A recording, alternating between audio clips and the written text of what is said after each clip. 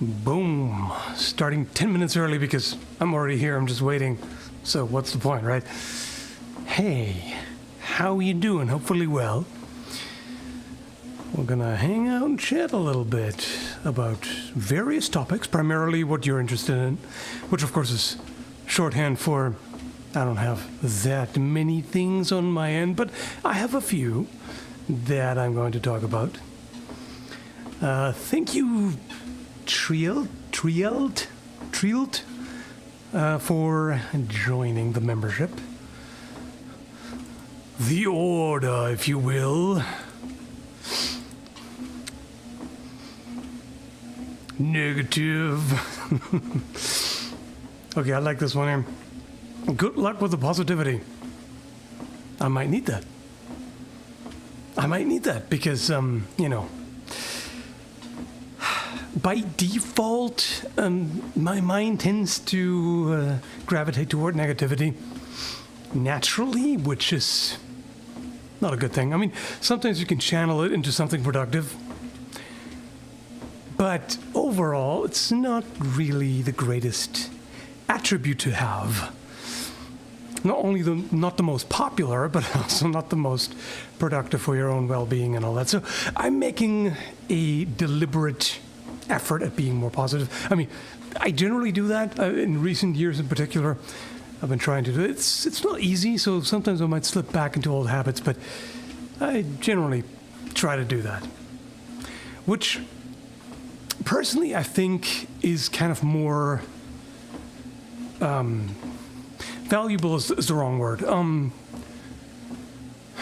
There's a certain value in deliberately doing something that takes effort that someone else might just do effortlessly because it just comes natural to them, right?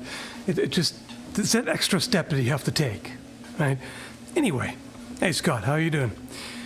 Currently at an adventure park with my awesome 9-year-old niece, just popping in to say hello and wish everyone a good day. All right, thank you, and same to you. Sounds like you're having fun over there. So that's good.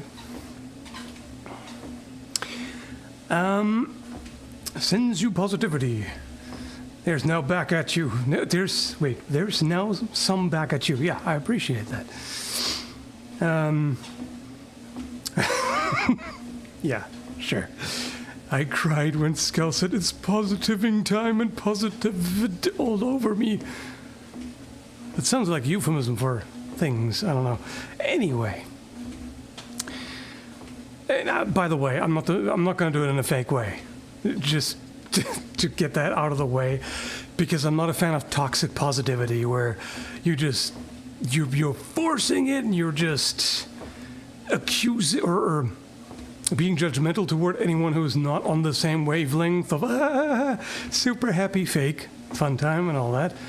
So I'm trying to be genuine about it, but just steering things in a better direction. Because otherwise, I tend to complain a lot. I was going to say nobody likes that. That's not true. There are people who like that, but you know what I mean, right? It's yeah. Anyway, I've already explained how I feel about that. No need to elaborate further. So here's one piece of the puzzle, so to speak. Having gratitude is linked to a lower risk of death, independent of confounding factors. That part is important because when you do a study and don't account for confounding factors that can lead with something like, for example, you look at people's health and lifestyle choices. So you have one group that does particularly poorly, has negative health outcomes, and you find that they eat lollipops. That's a bad example. Red meat, for example, and then if they also happen to smoke more, exercise less, eat almost no veggies, blah blah blah, stuff like that can lead to skewed results. So here they accounted for that. A new study looking at the effects of gratitude or being grateful on mortality risk showed that independent of classic mortality indicators of cardiovascular health, smoking, chronic disease burden, and chronic disease burden, grateful people showed lower rates of early death and then less grateful peers. So they've got something else to be grateful about, longer life expectancy. Study examined over 49,000 older women in the nursing profession, and it's claimed to be one of the first studies to investigate the effects of gratitude on mortality. So if you're a grumpy old codger, bad news. It's notable because gratitude is already associated with better biomarkers for cholesterol, immune system function, inflammation levels, and cardiovascular disease risk, as well as lower risk for depression and better adherence to healthy hygiene, like exercise and good sleep. This is where I would be interested to know exactly how that study is done, because sometimes you can kind of go in the opposite direction or interpret the evidence in the wrong direction, because could it be that they are more grateful because they're healthier? Are they more grateful because they have a lower health risk, because they sleep better, because exercising, that is something that you choose, but you know what I mean, right? There could be something in both directions, but without having looked at the study, I'm assuming they accounted for that, because it's pretty obvious. Thank you, Robert. Appreciated the genius, the generous donation. It's also genius. I'm just going to say that.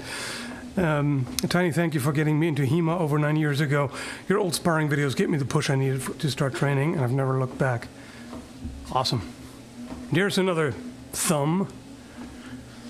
All that positivity and stuff. As said, I'm not gonna go fake and just paste it on thick, like, everything's gonna be positive, guys. But we're just gonna focus on that right now.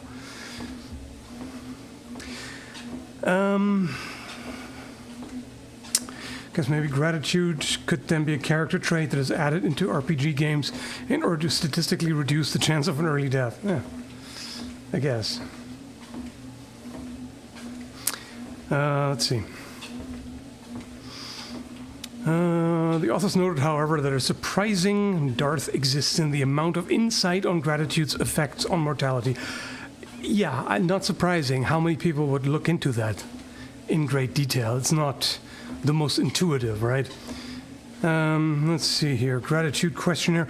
Now, of course, the problem is there is a self-reporting element here. Has to be with this kind of topic. Self-reporting is always potentially inaccurate. But either way, let's see. Higher gratitude scores were associated with 29% reduced risk for death overall. The third is pretty significant. When controlling for a history of heart disease, stroke, cancer, and diabetes, gratitude was still associated with a 27% reduced risk of death. That's only 2% difference. That's interesting. And a 21% reduced risk after controlling for lifestyle habits. Okay, smoking, exercise, drinking. So we're down to 21%. So it's not huge by any means, but enough to be statistically meaningful. Even out of shape, overweight, and sedentary people. No, wait, what was this? Blah, blah, blah, blah. Studies suggest that permitting yourself time in the day to feel grateful should be something similar. Similar to other parts of personal hygiene. Okay. Interesting. You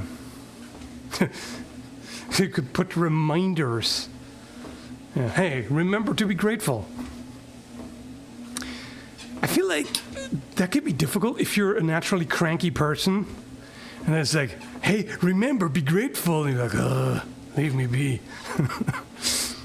But no, it is a good practice. It's also part of mindfulness. Mindfulness is always a good practice in terms of mental health outcomes. Meditation too, by the way, which is a form of prolonged mindfulness, basically. I've been doing my best to stay positive lately. PTSD has a way of making you get apathetic than just angry after. Yeah. It's like, it's easier said than done, obviously. depending on who you are and what challenges you face in life, there's a lot going on, and it may be difficult. And as said, one shouldn't take this into the toxic positivity realm, which some people do, where they're like, hey, there are people who are way worse off than you, they've lost more, or they, whatever, they're being tortured somewhere, whatever. It's, just because someone else has it worse doesn't invalidate your problems. And also, even different people facing the exact same problems, as close as you can be in the real world, may be dealing with a different difficulty level. Because depending on your genetics really largely, there are very particular challenges that others just may not face the same way or at all. So, just dropping by to smash that like button. Oh, smash is such a negative, violent language. No, I'm just kidding. Is that a treadmill? Yes. Yeah, I'm not just somehow doing this on the spot.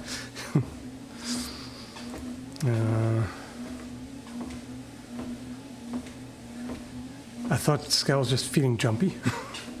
Jumpy? I mean, I don't know how I would do that. I can't even really simulate that. I'm just going to throw a few random things at you just because they came to mind. So it's going to be a little bit disorganized, but I think that's fine.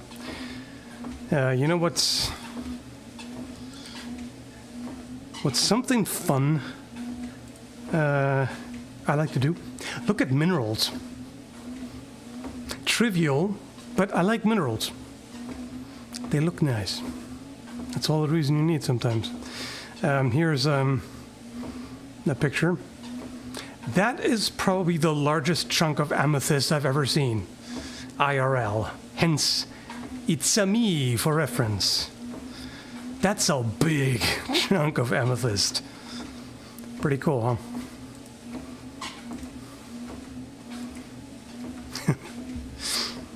huh? Thank you, Kendrick. Appreciate it.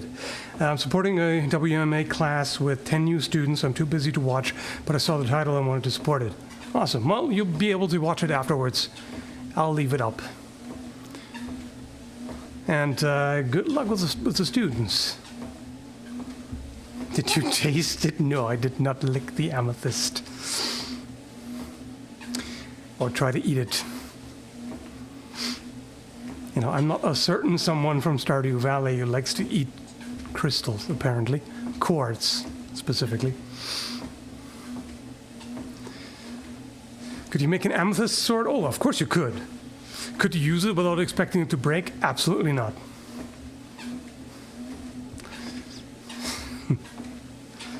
Looks yummy, though. Chill out, Abigail. Chill out.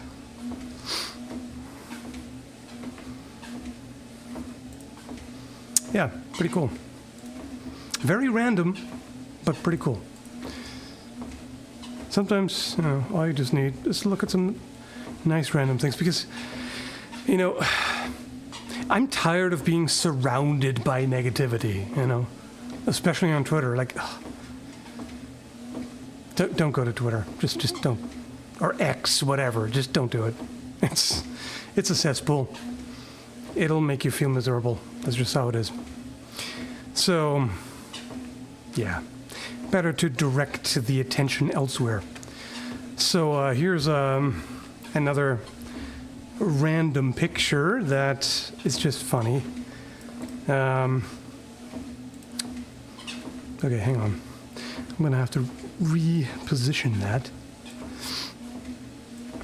So we were at Butterfly Gardens, and I was trying to get some pictures of butterflies. What I didn't realize at the time that there was one sitting on my hat. That's a pretty good picture. I'm just so focused on operating the camera, and then sometimes what you're looking for, what you're trying to capture is right there. Not trying to be all cliche, amateur, philosophical and everything, but yeah. Sometimes what you're looking for is right there. Yeah. Blah, blah.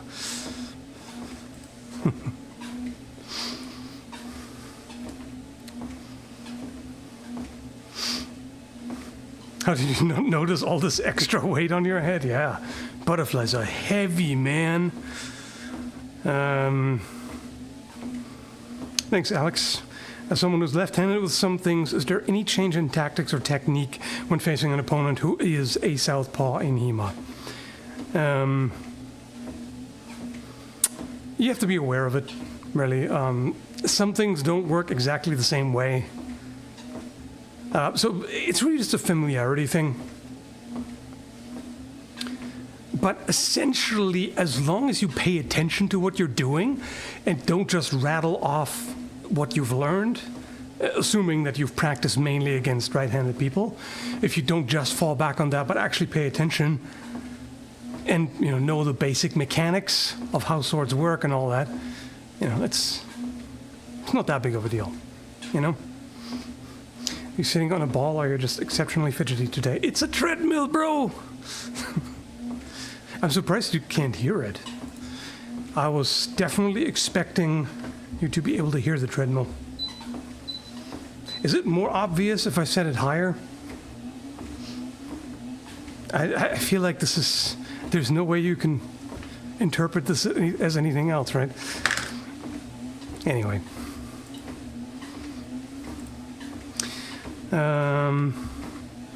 Thanks, Thunderbolt Vintage. Your recent videos have been very entertaining. Please take my money. I just did, and I appreciate it. Your money is valued. It's very positive, too.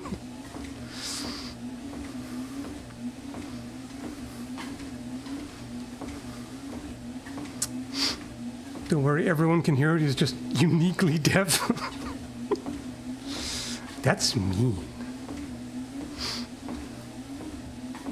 I mean, in all fairness, it's a very cropped frame, so there's not much in the way of situational cues.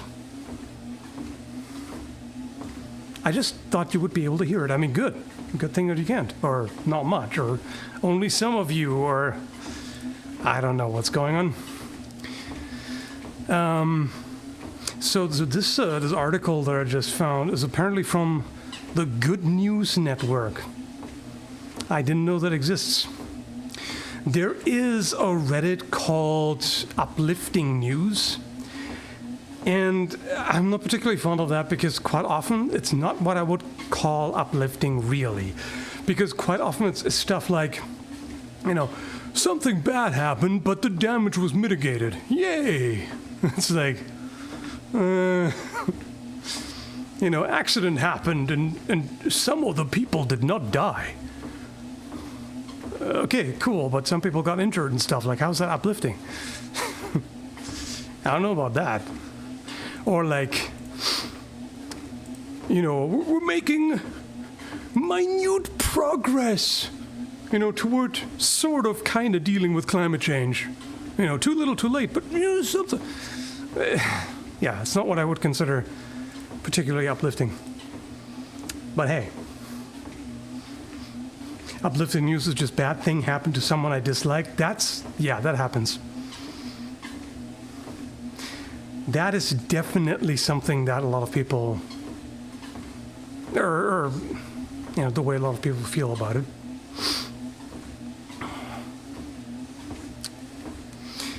Yeah. The man lost his arm, but at least he still has another. Yeah. Right? I mean, hey, you lost 2 fingers, but you still have most of your hand. Isn't that uplifting? No. But I guess if you want to increase your longevity, you should be grateful for whatever limbs remain, right? Here is another positive piece of news, I mean. 7th century sword with gold handle found by elderly lady in field that Metal Detector Pros said was empty. Well, your metal detector malfunctioned, I guess. Stunning gold Saxon sword pommel. That is... yeah. I mean, the benefits of gold, it just preserves perfectly. Aside from, you know, abrasion and all that. It was unearthed in a field in... okay, let me make a good attempt here. Leicestershire? I want to pronounce it like Leicestershire, but I know that English place names are not pronounced the way they're spelled at all. Is it Leicestershire? I feel like it probably is. Correct me if I'm wrong. It's been sold at auction for $22,000, 16,000 pounds. That's right? Aha. I got it. Leicestershire!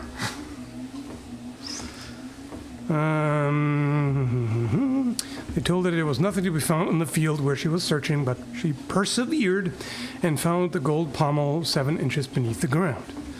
Yeah, sometimes you just have to persevere. Ignore what everybody else... You know, no, hang on. This is actually not a message that I generally like. It's pretty common in media, like in stories where the main character is being told over and over again, don't do this, you can't do this, blah, blah, blah. And then they're stubborn and do it anyway. Which is great in a lot of cases. Like when it comes to self-improvement, that's great. When it comes to following your dreams and everything, that's good. But if you adopt that about everything, because then people take it too far and they're like, well, my doctor tells me this and that, but screw them. I'm going to continue smoking anyway, or whatever. Sometimes you do have to listen to people who know better, but other times, don't.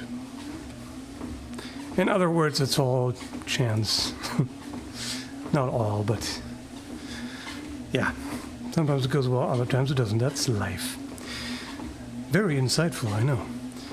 Described as a beautiful example of fine Anglo-Saxon gold. Is there not fine gold? Is there like shabby gold? Or is this trash gold?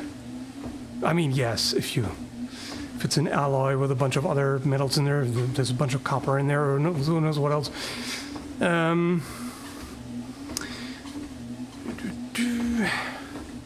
Stunning piece, yeah, I have to agree with that. That is very impressive. Just look at the detail on that. They spend a lot of time on that. 20.5 grams. Okay, this is hilarious though. Look, check that out. Would have been fixed to the end of the sword handle, both as a counterbalance and to stop the hand from slipping. Yeah, you're right about that, but 20.5 grams. That ain't gonna counterbalance a thing, all right? That is a very insignificant weight relative to the whole thing, the whole sword. And that despite it being gold, so I'm assuming it's hollow. It's gotta be. Otherwise it will weigh way more. I mean, it's probably gilded anyway. But even, like regardless, I have a suspicion that it must be hollow anyway, even if it was made of iron. Just with a gilded layer on top, that would still be heavier, probably. So, yeah.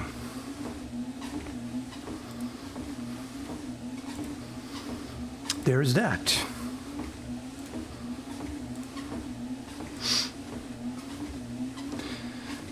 Should use a green screen behind you and make it look like you're walking somewhere epic.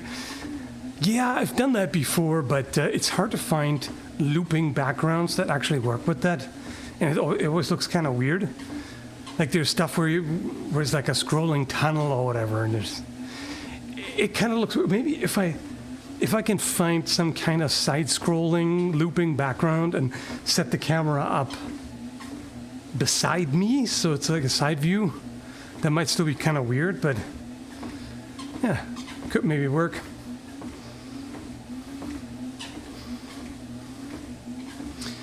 Been watching you for like 10 years now. I'm surprised to see you wearing a D&D shirt after you repeatedly said you don't play D&D. Okay, confession time. I had no idea it was D&D when I bought this. I was just like, whoa, that's a cool dragon. I like this shirt. Because that was, in meat space, as they say. So it was just on a rack. There was no description or anything. But I mean, either way, I like it. So I'm just going to claim that I'm wearing this shirt as a symbol of escapism. Because escapism is good in a way in a world that tries to kill your spirit with bad news and negativity constantly. How about that? You can tie it into the stream. What do you think of that? You mentioned Stardew Valley earlier. Did you play after the newest update? Yes. And who did you romance? Claire from the extended mod. There's a mod that adds new characters and just builds upon it in a very organic way, where like sometimes I can't even really tell, is that the mod or is it part of an update? The thing is, in terms of style, Abigail is where it's at, like as the alternative girl, but she's awfully young. Like, I don't know what age she's supposed to be exactly, but I can only imagine she's probably just about 18 or 19 or 20, something like that, because she still, lives with her parents and is not all that mature, so yeah, I don't know. Claire, on the other hand, is a mature woman, so yeah.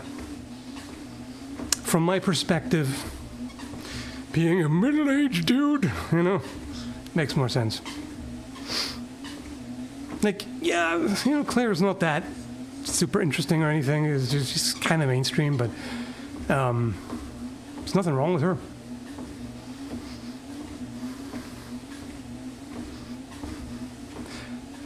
Okay, Jody to me is really too bland. Oh, no, wait, Jody is... hang on, Jody is married anyway. I thought you meant Penny. Penny's just too bland. Nah. And Haley is just kind of stereotypical bimbo, Not all the way, but... And she's very unpleasant, at least at first. Yeah, exactly. Abigail feels awfully young.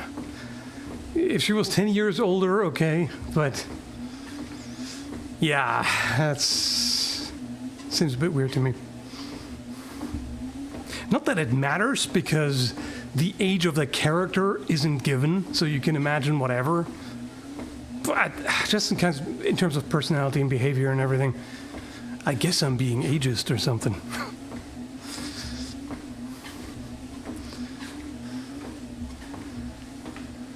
There's a mod that makes Jody divorce and marry the farmer, which is good. She deserves better. Huh? Wait. I mean...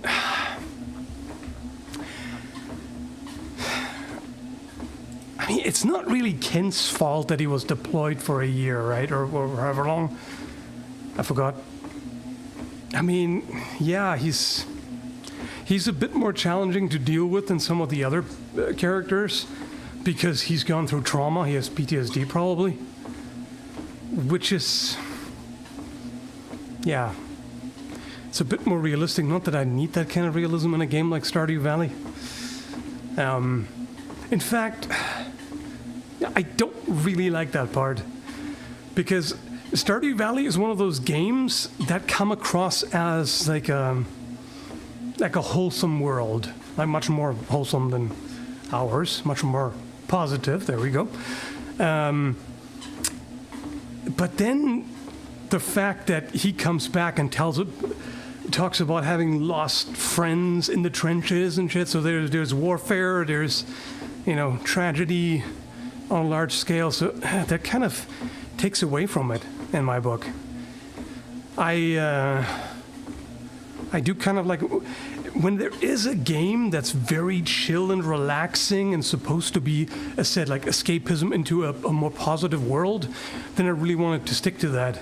Not that there's like any requirement, but that's just how I like it, as an antidote to the real world, basically. And that introduces a bit too much real world into it, in my mind.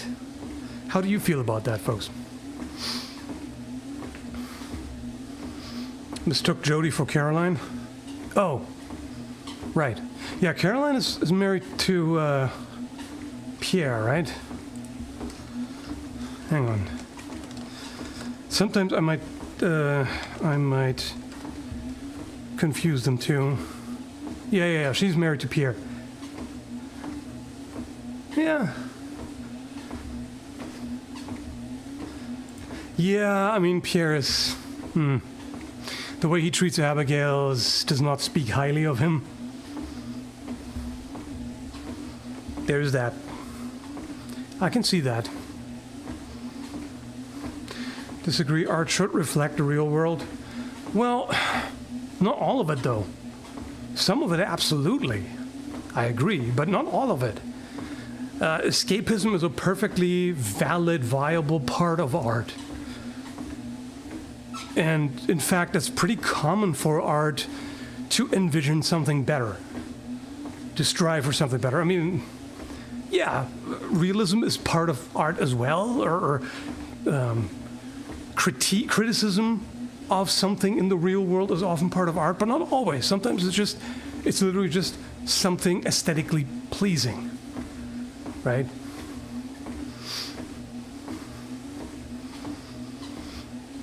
It's easier if you look at the age from your character's perspective than your own. Yeah, I get that, but that's still, how much you like a character, this sort of thing still ties in.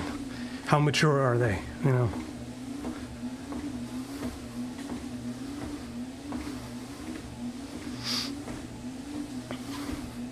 I'm sick of the real world and I want to live in the mountains. Yeah. I mean, the nice thing is we have a lot of options nowadays. Okay, if we have enough money, that is.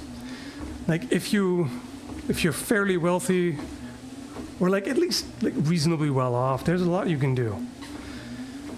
And that is something, even though I have a certain amount of nostalgia for the 80s and 90s, that is something nice, the fact that if you're really into that, like if you're a big fan of 80s and 90s nostalgia or whatever, or like a specific decade, you can surround yourself with that. You can make the choice. You can decorate your home accordingly. Like you can surround yourself with all this kind of nostalgic stuff. You can consume the media because it's all still there, right? In fact, it's still there, and even at a higher quality. If you want that, or if you don't, you can get an old school tube TV, and you can get VHS and all that. You can still consume the media in its original true form, so to speak. And you can drive an 80s car, you can, whatever, all the stuff. You can refuse to get a smartphone, you can refuse internet even. You can do that. Like, obviously, as soon as you venture out into the world and leave your bubble, and you're not in the 80s anymore, obviously. But you still have that option, right? At least to an extent, to engage in that. It's not the same as living in that decade, but at least then you can cherry pick, because then you don't have to deal with the negatives that decade brought. You know what I mean? Like, we have a lot of options. We have a lot of freedom to live life in a certain way. Again, if we have enough money. That's always the limiting factor, of course. Some people absolutely do not have that freedom, which is a shame.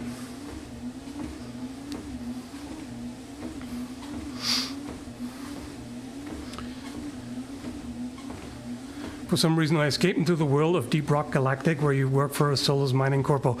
Yeah, I mean, I've played that game too. It's not as much escapism for me, but that's the thing. Like, you can You can take the role of someone else in a different world, in a totally different setting, and you don't have to suffer from it. Like they probably do. They experience all the the anxiety from the high-risk job, the pain from getting attacked, injured, and blah, whatever, probably not sleeping well, and then blah, blah, blah, blah, all these inconveniences. You don't have to deal with that when you play it, right? So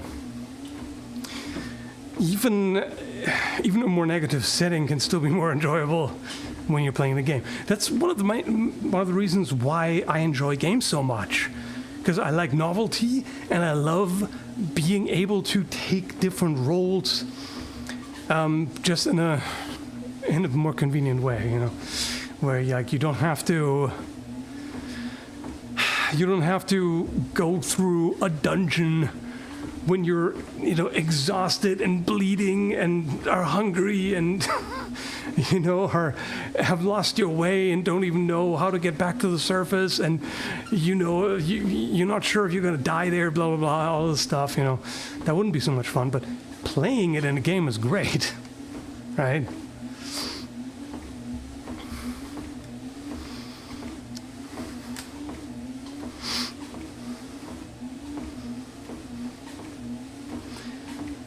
If you live on the mountains, you'll miss the coast. If you live at the coast, you'll miss the mountains. Yep, absolutely. I've never lived in the mountains, but yeah, I've lived at the coast and inland, and various different environments. And yeah, there's always something. There's always something you miss. Even places where, at the time when I was living there, I was like, oh, I don't like this and that and the other, and the landscape is boring and blah blah blah. Now I might look at that and just be like, you know what? There's some nice things. There always are. There's always something that you might be missing from a different place that you've been.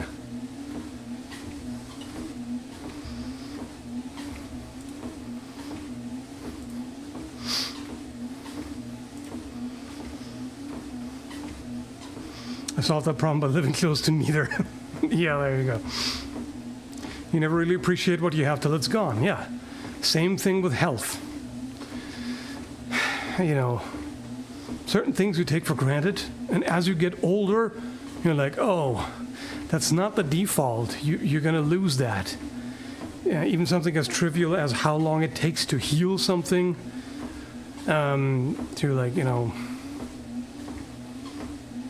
how quickly you can recover from exercise, or generally how vibrant you are. Like I mean, personally, I've never been one of those people who are like full of vigor and health and blah whatever. But used to be better.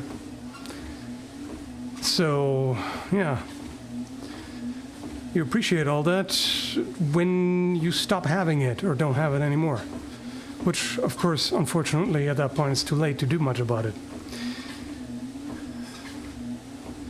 When it comes to vitality and aging, there's no way around it. You're going to age. It is what it is. You're going to lose it to some extent, but you can try to minimize how much you lose, Thanks, Ludoziel. If I might have mispronounced that. If so, I'm sorry. I'm sorry. I also need to try to pronounce words before they leave my mouth. See you all. Have a great stream. Much love to all. Well, thanks for showing up.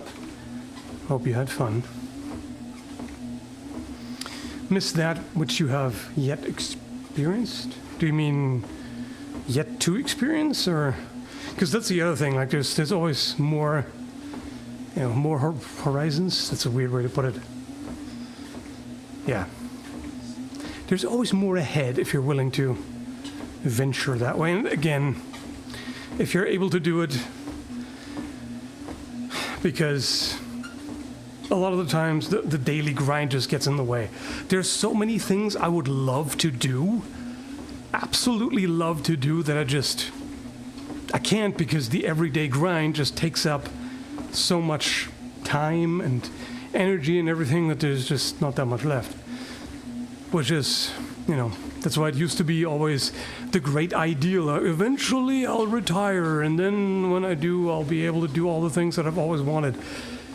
That seems to be increasingly unlikely. But anyway, before I venture into the negativity zone again, you're too young to mentally fumble words. Yeah, but hey, you know what it's like. You know what ADHD is like, so yeah. I'm sometimes worried about that though. Like when I'm in my 80s, how bad is it gonna be? I don't know. Or maybe I'll just be the kind of person who is always scatterbrained, but maintains the same level of scatterbrainedness until the end. I guess that's acceptable-ish.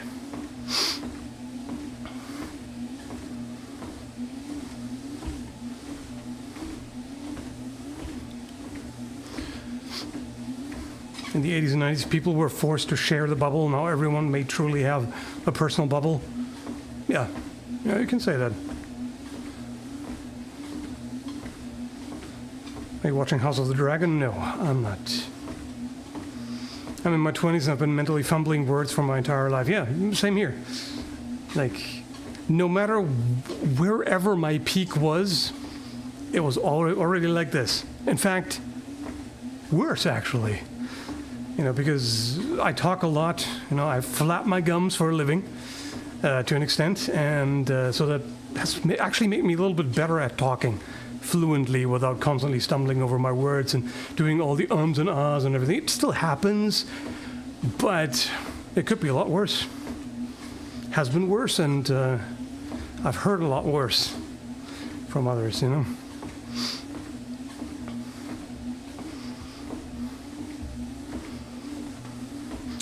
We would like to imagine ourselves in old age, yet I've known some that didn't make it to 40. Enjoy every day for the blessing it is. Yeah, absolutely. Yeah. I'm glad to still be around. The various challenges aside, life is just going to be challenging, always. You can either lament it and focus on all the reasons why you can't do the things you're trying to do and whatnot, or you can keep trying to focus on potential ways to improve it and keep trying. Sometimes it's not glamorous. It's really not, as seen in my past 4 years of failure trying to get my health and eating and all that under control. It's not glamorous. Sometimes it's a whole lot of seemingly nothing, until you realize that if you hadn't been trying the entire time, it would be even worse. If I hadn't tried, if I had just given up and not struggled at all for the past 4 years, I would be morbidly obese right now. I can tell you that much. So, yeah, it's frustrating that despite the struggle, there's very little to show for it, or nothing really. It could have been way worse. It would have been if I hadn't kept struggling. So yeah, that's the things you have to be grateful for, right? And of course, I'm very grateful about, still being able to do this and having an audience and everything. Sometimes it's easy to kind of get tunnel vision and focus too much on the numbers and be frustrated by how much more difficult it is compared to the way it used to be, where it was like, this kind of video used to get several 100,000 views and now it gets like 60K or whatever. All this stuff that's very easy to get bogged down in because everybody wants constant, never-ending linear progress, right? But that's not how it works. So instead, I'm just grateful to still be able to do this, still have an audience. It may not be the way it used to be, but I can still do what I love doing. So I'm grateful for that. Are you gonna try Ozempic?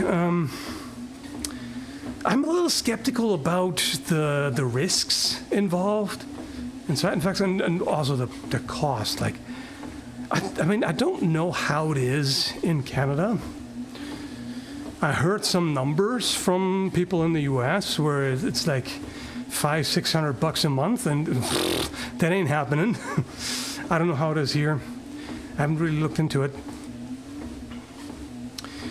I like some of the things that I hear, because what I'm hearing is from people who used to be in my situation where their brain is obsessed with food, unhealthy food, obviously, and it just overcomes them. They can't control their own behavior and everything, and then they take Ozempic, and suddenly it's like, oh, this is gone. They're just not obsessed with it anymore, not constantly thinking about food.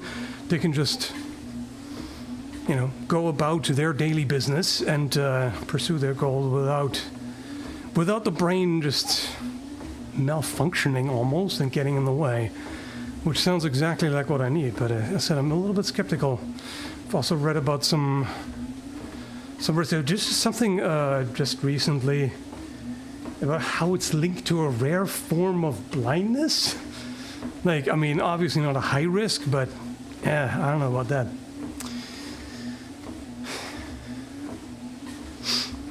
Ozempic will just make you not hungry, won't change your habits, and make you a more disciplined person. Oh, yeah, for sure. But that's the thing. Like, my problem is not knowing what to do or not. Let's put it this way. I understand that this is not a magic pill that you don't change anything. You just take this and you just, thought melts away. Of course not. But if it fixes whatever is the underlying cause, like neurotransmitter imbalance or something in the brain is not quite right, if that's all it is, then, well, that's kind of all I need. Because otherwise I can do it. But yeah, I said I'm not really interested in it right now. But we'll see what else they come up with. This is the beginning, right? They might be able to develop more medications that can, so to speak, cure food addiction. So we'll see. We'll see what the future brings. Would you be able to get... What? When you able to get job that is not when you lose it and... What? Sorry, I can't figure the sentence out.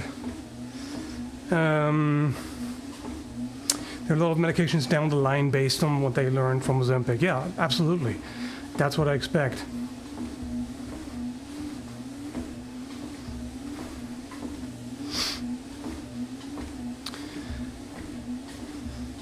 Anyway, I don't really want to talk about this whole weight loss thing because that's rather negative, because that's an endless source of frustration for me. But yeah, there's good things about it too, of course. I mean, about not giving up, basically. That's a positive part. Do you ever do any leather work? I'm probably going to try to make a sheath for one of my swords. I used to. We used to do leather work back in the mid-2000s. But I haven't done that in a long time. I mean, I've put together a very crude leather sheath for a couple of swords, but it's nothing to write home about or show off. It was just a quick job, Just something to store it safely in. Or transport, rather.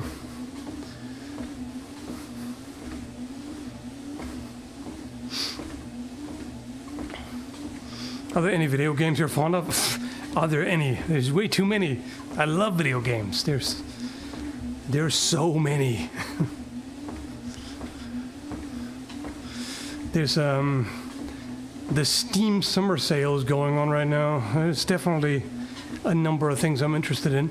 I don't really want to start the next thing right now because at the moment I'm back on the Stardew Valley train and having fun with that, so I don't want to distract myself with something else and then just drop it again. Because I do that a lot.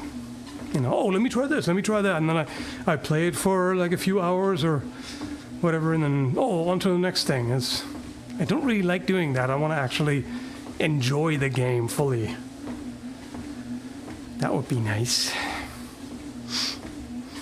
Anyway, I could send you one for testing of any kind. Send me what? You drink coffee? Yes. So which one? Whichever is on sale, quite frankly. Like I'm not a coffee connoisseur as such.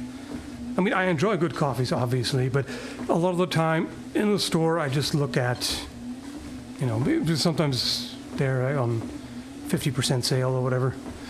I tend to get it.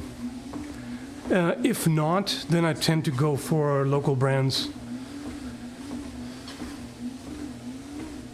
Whenever possible, like to do local.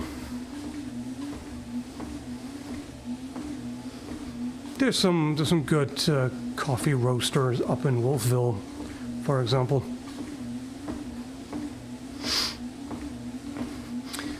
You're a caffeine addict? No, I just self-medicate.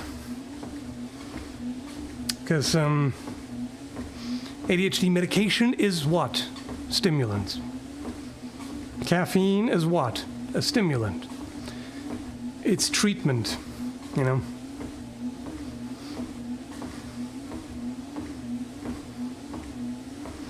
And I limit it to no more than a cup a day. And, cycling between that and medications, it works mostly. It's just, I have to keep cycling because otherwise it just stops working. Like the body just builds up tolerance. And that's really that's the main mistake that people make. They just keep increasing the dosage more and more as they build up tolerance, as opposed to just limiting consumption to not build up that much tolerance to begin with, or taking a break every now and then. That's a smart thing to do, right? So, yeah.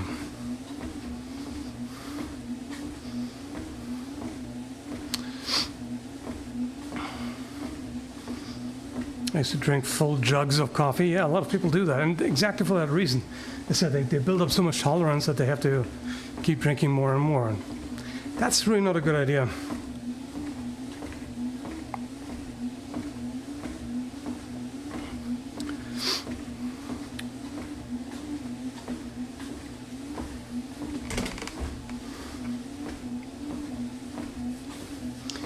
Coffee is fine as long as you don't go overboard. Exactly.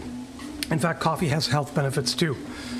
There are antioxidants in coffee, and there's other benefits as well. Like, for example, it's beneficial for exercise, but not just because it gives you more energy, but also because it kind of decreases your sensitivity to pain.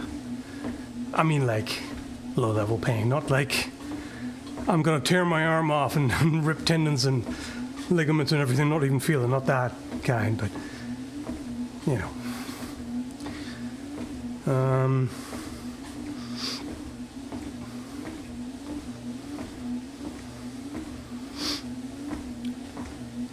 it's funny that stimulants are medication for someone suffering from mental hyperactivity.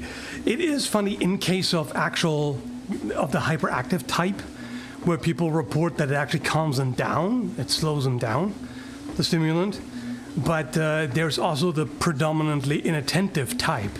That's me. So that is more, yes, being scatterbrained, but not in the sense of like constantly overstimulated and just firing on all cylinders. Not the hyperactive type. This is more like the distractible, forgetful, low energy type. Constantly exhausted and stuff like that. Those are different types, but it's all falls under it.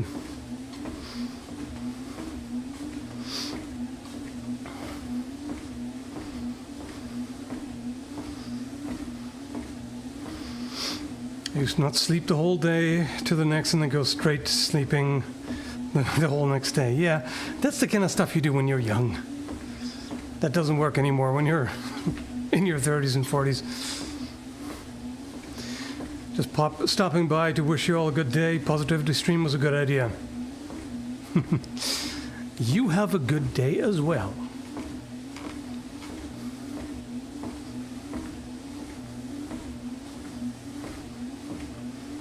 Never drank coffee, don't like the smell. Huh. The smell is what most people like. And then the taste is disappointing compared to the smell. But yeah, everybody's... The funny thing is, I like the taste of coffee, which obviously has bitterness to it. You know, depending on the type, the roast, and the preparation methods, more or less, but there's always some bitterness to it, right? Black tea, on the other hand, I hate. I hate the taste of black tea, and I don't like the bitterness. I guess because it's a different kind of bitterness. They're both bitter, but in different ways. So yeah. Everybody's taste buds are a little bit different. So yeah, I'm definitely more a coffee person than a tea person. Coffee makes all grouches positive? Yeah, kind of. Yep. Love the positivity stream. I think I'm off to go buy some spicy beer from a local brewer. All right. Thanks for showing up. And have fun with it. The spicy beer.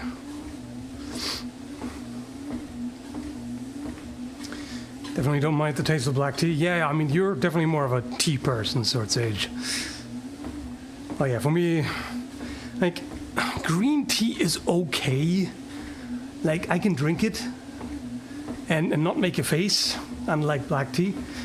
I don't enjoy it that much. Like, I just don't mind, basically. But I'd rather drink even black tea, you know? I don't know why. It just tastes better to me. I'm not a big fan of black tea, but rather that... did I say tea? Black coffee. I'd rather drink black coffee. I'm not a fan of black coffee, but rather than tea.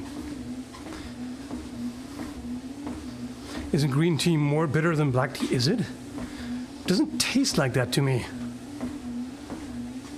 If it is, then it's a different kind. Getting slightly caught here on the edge.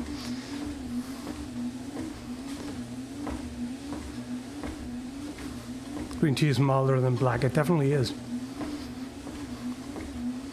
I can eat coffee beans, but not drink black coffee. Yeah, fair enough. Like chocolate-covered coffee beans. It's pretty good. Yeah, I know it depends on how long it's brewed and what temperature, but even like if you do it nice and mild, you know, like low enough to like 80 or 90 degrees or whatever, Celsius, and don't steep it for longer than, like, what was it, 2 minutes, 2 or 3? Even if you go by that, I still don't like it. Any advice on how to improve sleep? You're barking up the wrong tree. I have no idea. My sleep is terrible. I've tried a lot and nothing helps. I never feel fully rested when waking up. I have no idea. I wish I did. I wish I did. Thanks, Orc Reviews. What's your favorite coffee creamer? I don't really use creamer. I just put in some milk and that's it.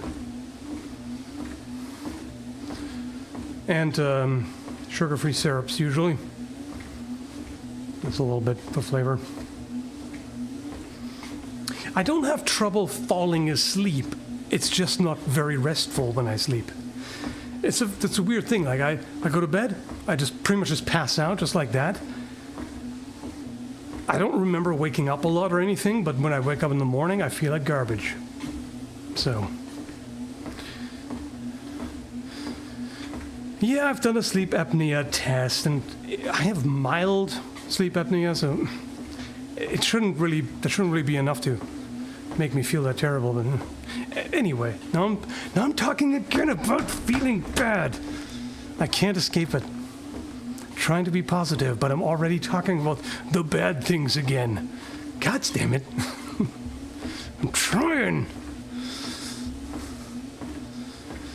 Complaining just comes natural to me, you know?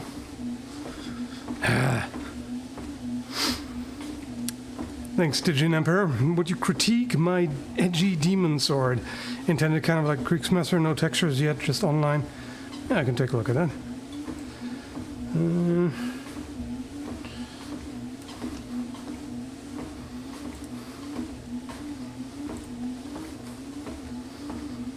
Let's see here.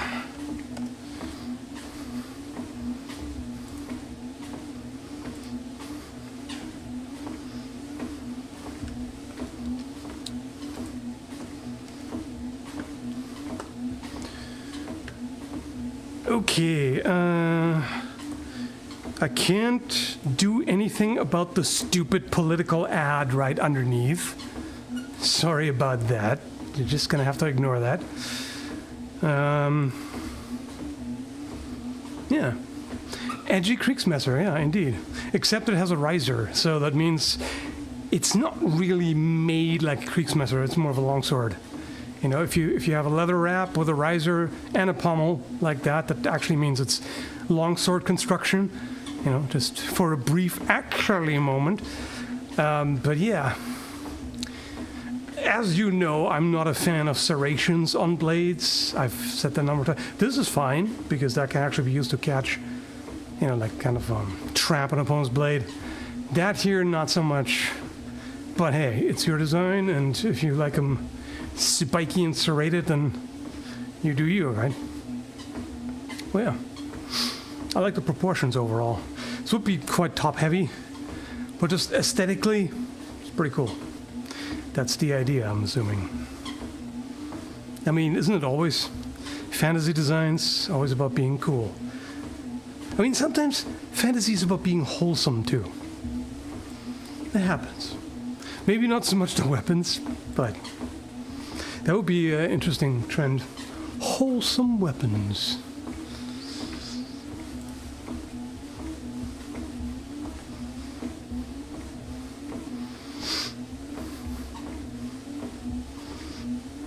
Cream than jam, huh? I'd rather jam than cream. And I mean, what? Kriegsmesser is sexy AF, yeah. I suppose it is. I don't suppose, I know. Why do people love spikes so much? Because they're edgy. I mean, pointy. You know what I mean? Thanks, Nightsworn. Thoughts on interesting revamps of iconic weapons. Example, Mjolnir made into a Gisarum? Gisarum Mjolnir. I don't know about that. Polehammer, more like. I feel like that's such a departure that at that point it's not even Mjolnir anymore. So like you need to stick closely enough to the original that it still is what it's supposed to be. All right. So because otherwise you could just make a fantasy Dane axe and call it Excalibur, right? It's like, huh?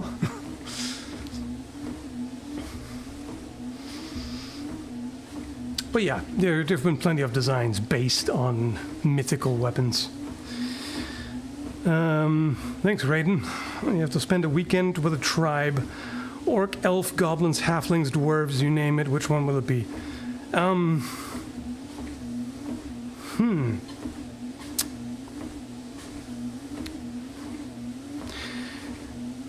My eyes want to say elves. My stomach wants to say halflings. My fat ass can definitely get behind the idea of you know, halfling hospitality and food. But, you know, hanging out with elves. I mean, I would be subjected to a casual speciesism as a lowly human, I'm sure. But, hey, being surrounded by pretty people, I mean, how can you argue with that?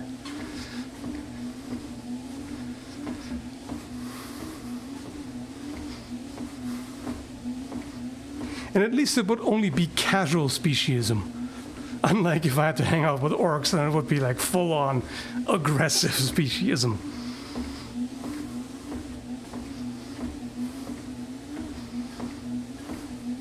You would eat healthy with the elves. That's a good point. Yes.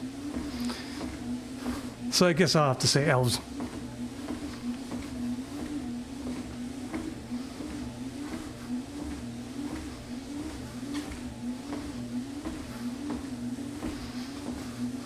A D&D shirt is awesome. Do you have a favorite class? I have to, again, confess what I did earlier in the stream. When I saw this shirt, I didn't actually know it was D&D. Yeah. Ignorant, but hey, it wasn't labeled as such. I just found it in person, and I liked the logo, and so I got it. So I guess it's the equivalent to someone wearing a band shirt and never having listened to the band. So feel free to boo me, but I like the design. What can I say? Sue me. The scandal. Yeah, indeed, right? Oh, no. Filthy casual. I'm such a filthy casual.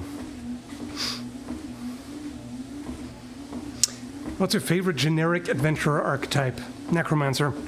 I don't know if that counts as an adventurer, but in RPGs, I always go for the Necromancer if the class is available and if it's done well, which unfortunately it's often not.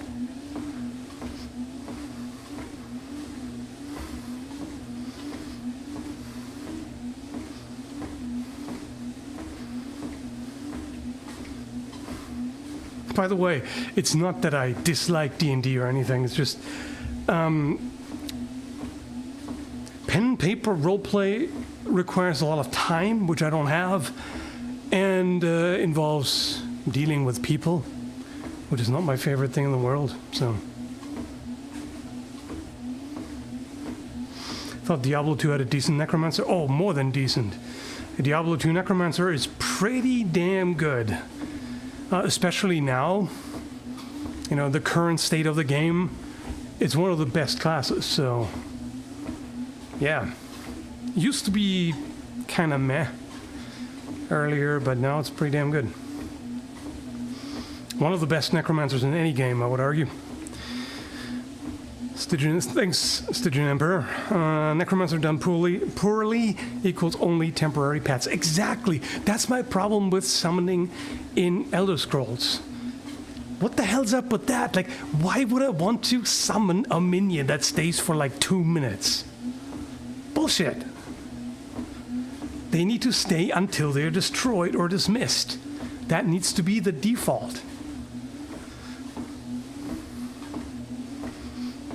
With zombies, I can understand, okay, so they break down after a while, they fall over. Fine. But skellies are eternal. Skeletons are forever.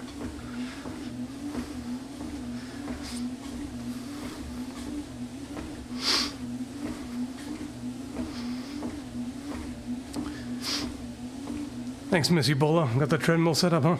Great choice, champ. You'll have to go faster to escape me, though. Oh, shit. Well, I'm walking in your direction, so that's actually worse. There's no escaping anyway. I thought there was something wrong with the treadmill because it was grinding and then kind of making noises and everything. But then I turned around, looked at it, and found it, oh, it was just no big deal at all. I forgot what it was. What did I do? I think it was just the belt was a little bit misaligned or something. Or something was stuck there. I don't know. Either way, it was a quick fix.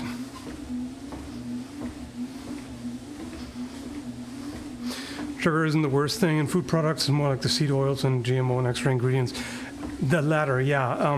They keep coming out with more and more studies showing the detrimental health effects of highly processed foods. So it's not the sugar as such. It's what else is in there. And sometimes also just the sheer amount. And the kind of sugar, if you have like high fructose corn syrup, it's highly processed. You know, chocolate bars are like the most ultra processed garbage you can think of. So it has all nutrients that might have been present stripped away, and has a bunch of chemicals added and dyes, preservatives, blah, blah, blah, blah, all this stuff. That's what makes it bad. Unfortunately, that means all the hyper-palatable, highly addictive food, and I put that in quotation marks because it's so highly processed and stripped of nutrients that it's barely even food anymore. Like, it's edible, that's it. It's edible matter. But unfortunately, it hijacks our brain that has evolved to be drawn toward high-calorie stuff. You know, it used to be beneficial. It used to be adaptive for survival, and now it's the opposite. That's just how it is.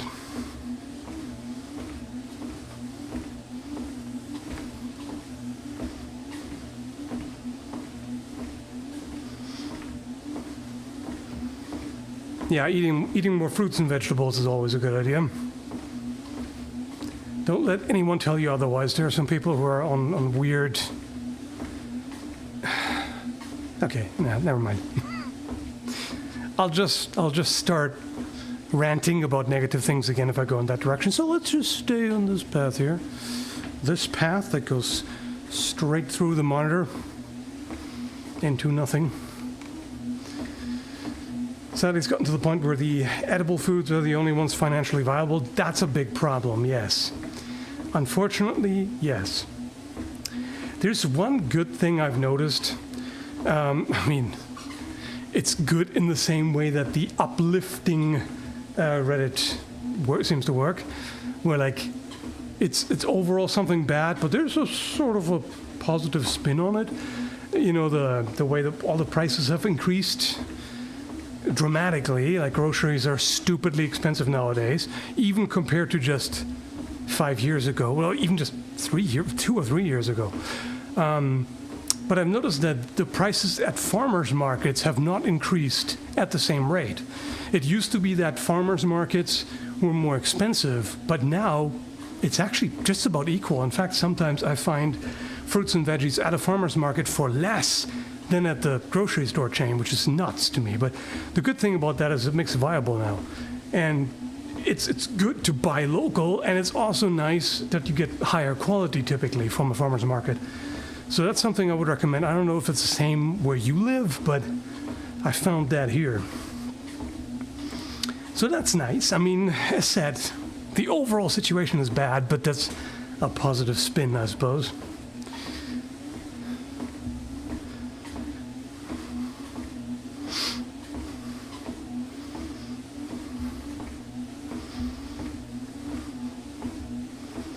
Favorite cheese? Swiss. Love me some Swiss cheese.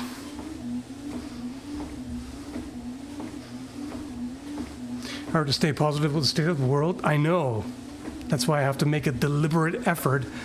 And I think everybody pretty much benefits from that. Just taking a step away, or several steps, quite frankly, away from social media, especially Twitter/X, like I mentioned earlier. Places like that, you're just constantly bombarded with negativity and drama and bad news and everything, right? Tribalism, all the tribalism. Constantly people fighting, and it's not good for anyone's mental health.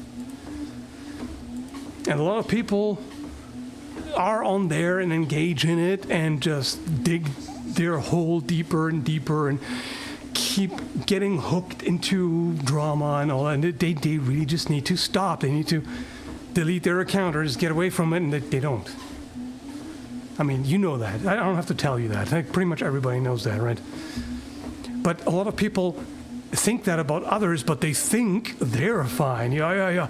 Others have that problem. Others can't handle social media. I can. No, you can't.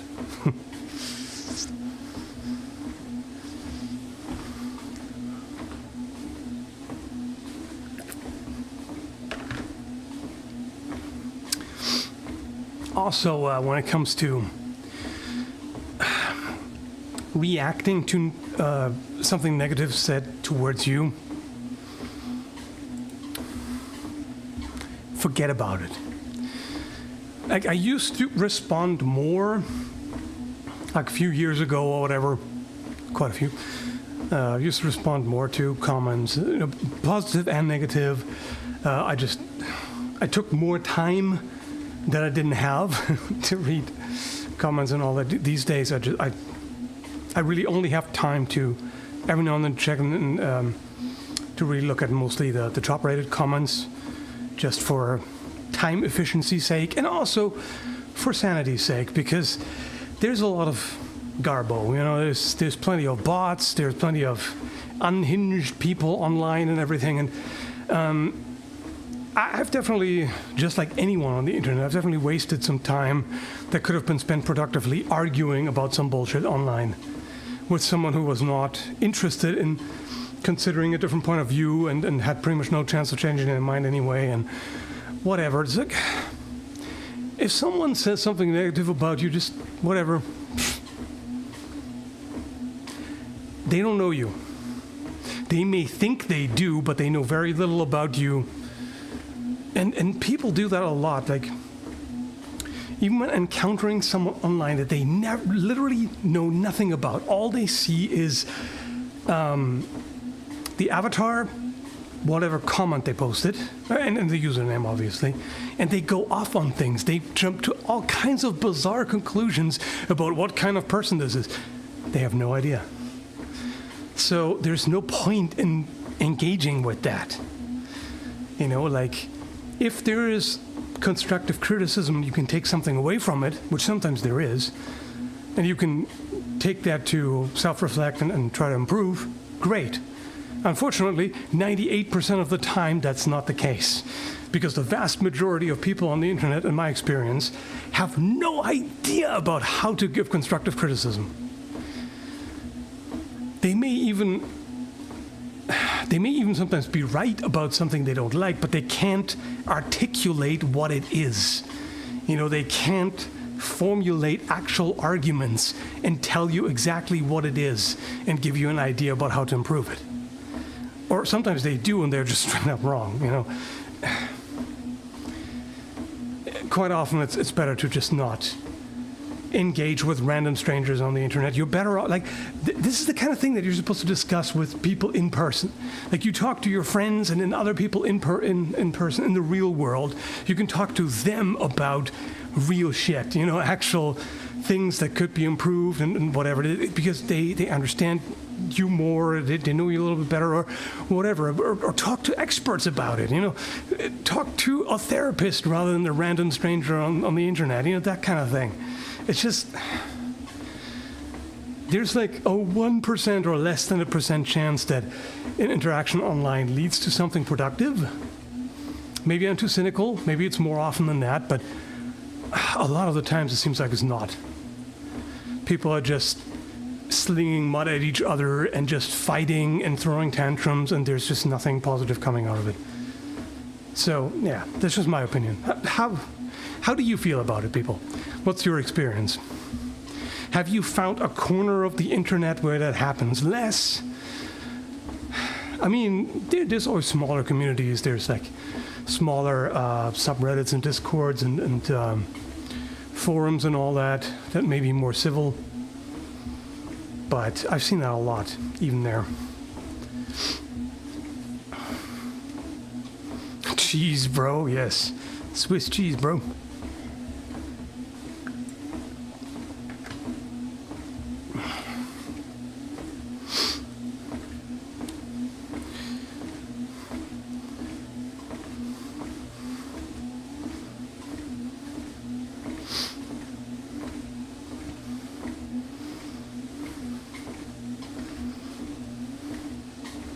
Compliment sandwiches are always tasty. They're not useful, though. Like, it may feel good to have someone tell you that, yeah, what you're doing is great, keep going. But that's not productive in the sense that it doesn't... I mean, okay, sort of, like it tells you that you're doing something right, or at least you're doing something that this particular person happens to like. There's someone for everything. Even if you produce literal, steaming, radioactive garbage, someone will like it. You know? So actual constructive criticism is more helpful than praise. It's just very rare, unfortunately. I've actually had some good discussions where people were willing to concede points and take constructive criticism. Awesome. I mean, yes, I have seen that too, just very rarely. But it happens, yeah.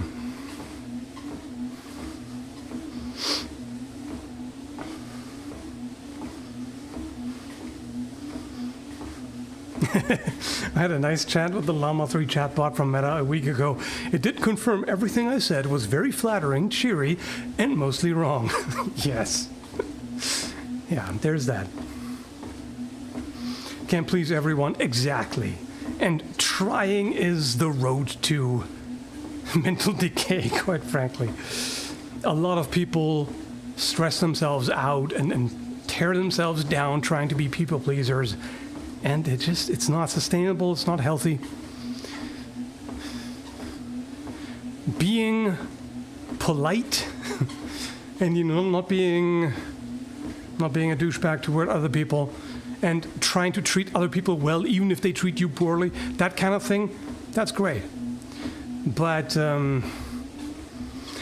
people pleasers try to genuinely make everyone like them, or at least avoid being disliked, and it's not happening. You can be the most agreeable person in the world, and someone out there will hate you for some reason. And if there is no reason, they will make one up. That's just how it is.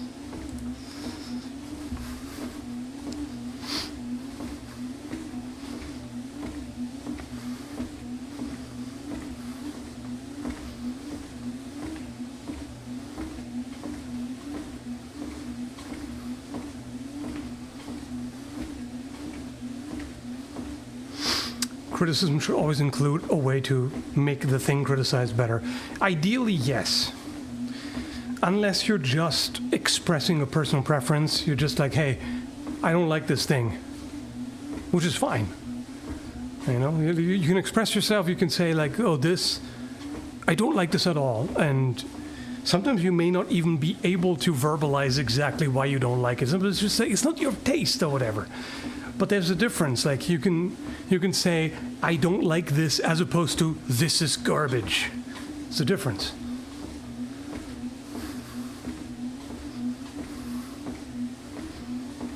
I'm torn between playing Morrowind or Oblivion. Have you played either? Yes. In my opinion, Morrowind is better, especially highly modded the way it is now. Oblivion is a bit of a broken mess. Morrowind is improved by mods, but Oblivion absolutely is dependent on mods to be fixed, because it's a catastrophe.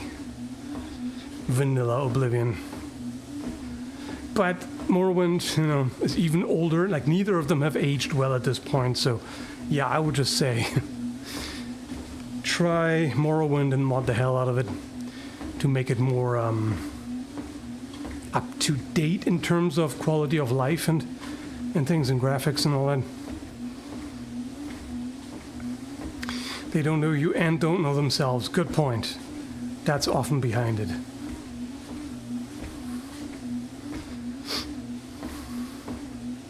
Where'd you find all these beautiful screen caps?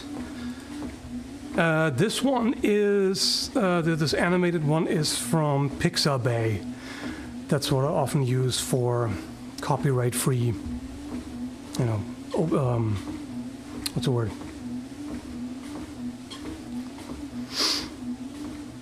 God damn it, what's the word? Not Creative Commons, but public something. When there's no license on it whatsoever, when you don't even need to credit them. God damn it. Why can I not remember right now what it's called? Public domain. That was hard. Public domain. I don't know why that slipped my brain completely, but it did for a moment. Yeah, so there's a lot of public domain stuff. Unfortunately, it's also infested with AI-generated stuff. So I try to, I don't know, maybe this one, actually, you know what? I think I'm a hypocrite. When I look at this more closely, this is probably AI-generated too. Damn it. I generally try to avoid that. Actually, yeah, it 100% is. When you look at it at first glance, it seems fine, but then you see the trademark glitchiness, Yeah. I have a few. Hang on here. Where's my backgrounds folder?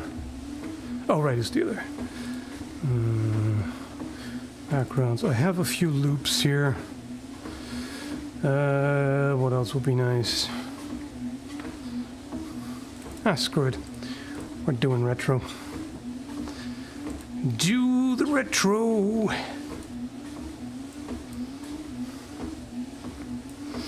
Oh yeah.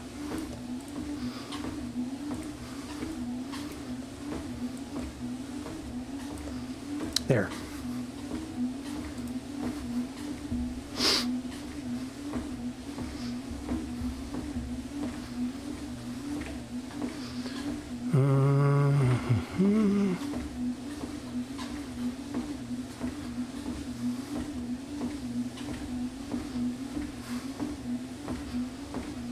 Most important thing in online discussions is to actively avoid coming across as hostile. Yeah.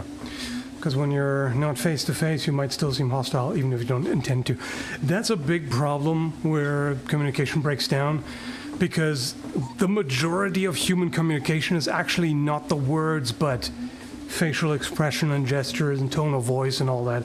You lose most of human communication by going text only. I mean, that's why we have emotes and stuff, but it's only, a pretty insufficient compensatory mechanism. That sounded very egghead, but whatever.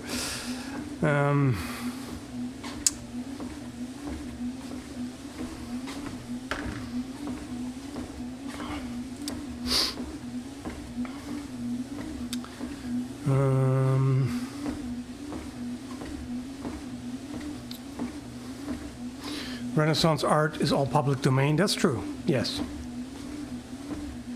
And there's a lot. And remarkably high quality artwork.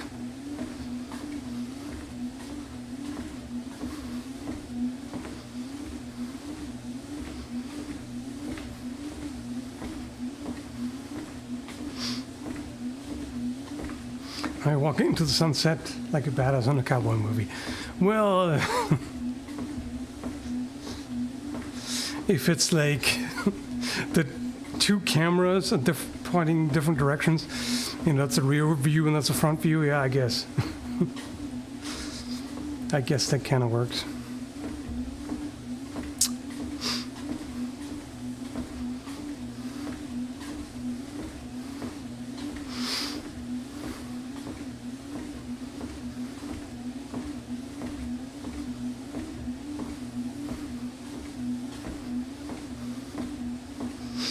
Back to convincing Skal to do a boxing stream. I can't really set that up.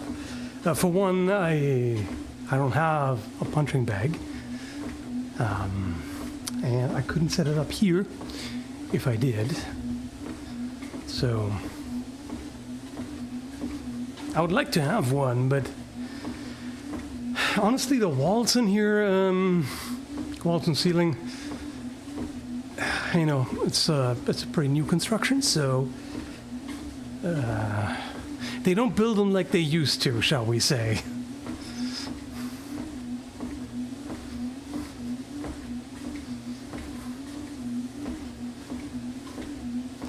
Played any good games lately? Yeah, of course. I mean, I've been playing Stardew Valley, like I've mentioned. That's a very good game. If you like the casual kind of farming games, which I very much enjoy every now and then. I've been thinking about getting Ayuden Chronicle 100 Heroes. It is on sale right now, but I'm a little concerned by some of the reviews, which a lot of people complain about it trying to be Suikoden, but just doing it poorly. Well, like supposedly none of the characters are well written, like you don't care about any of them, the story is generic, and that's a shame, because I really wanted that. I really want another Suikoden. The second one was is one of my all-time favorite games. It's fantastic. Although it hasn't aged that well, I have to say, it's just very, very repetitive and grindy with the turn-based combat. Why are you quoting Pantera? What? Huh? Me or someone else? With what?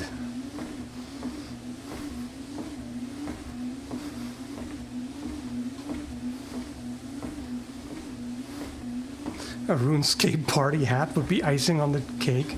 I guess so. Oh, okay, now there I see the Pantera quote. Never mind. I see.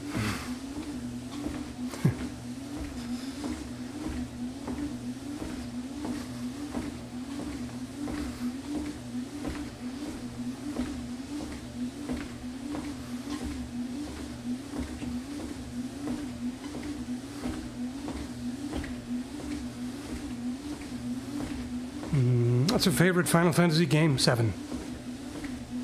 Easy.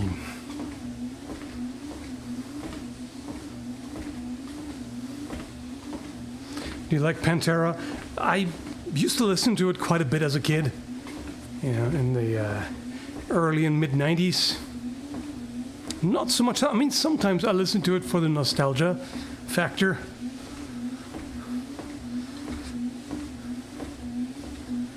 There's something about how music connects like your memory with whatever you did at the time. Like it's often easy to remember what you did back then, even if it was decades ago, because you listen to that song and then you listen to it again, you're like, I remember what I did then. Or at least roughly.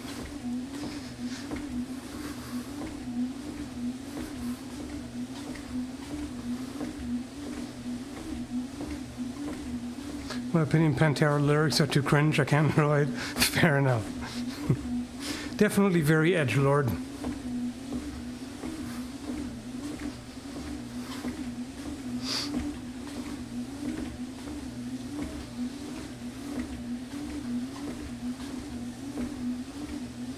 Treadmill stream is a clever idea to get exercise without getting bored. Yeah, it's because otherwise it's awfully mind-numbingly boring. But this way, you know, I've been walking for 1.5 hours now at a slow pace, but still, you know, 90 minutes of even so steady walk is pretty damn healthy.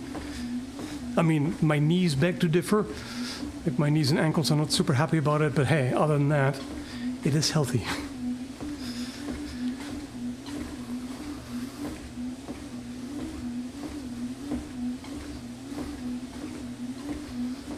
So no overanalyzing fantasy weapons then? Well, every single one of the past uploads have been that, so I didn't want to do that during the stream as well.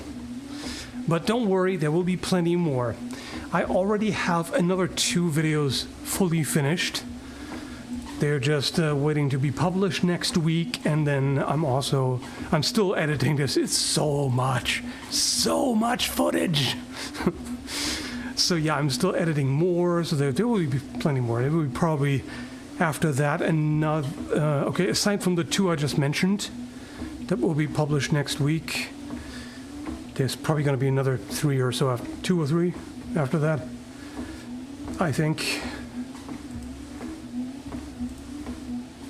All about overthinking fantasy weapons, so don't you worry. I got you covered.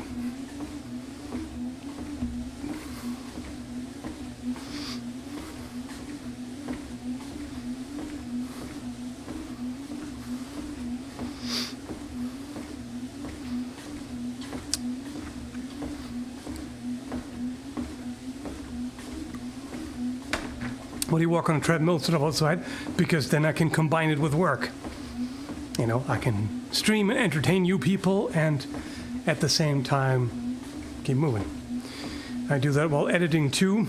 Sometimes, not always, because it makes it more difficult. Like, I don't know how much you can hear the treadmill, apparently not very much. But even when I have the headphones on, it interferes with audio editing. Sometimes I have trouble hearing the audio well enough.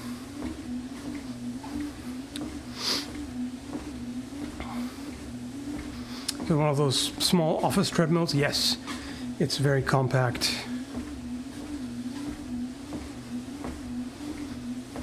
So it's not great for running because it's really short. Like it's only about this wide, so I have to keep my feet pretty close together and I have to watch how I go, and it's not very long either.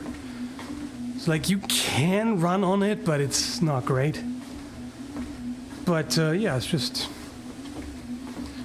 it's mainly for low intensity, lasting activity. I wouldn't call it cardio really. I mean, I guess technically it is, but it's just, it's not sitting or standing. It's just being active, just being lightly active, which is good for health purposes. That run would be more of a skedaddle. Yeah, I love the word skedaddle. Brisk walking, yeah. It's not even that brisk, but yeah, it's just a leisurely walk. But continuous, as said, 1.5 hours, which is not bad. Distance, just about 3 kilometers.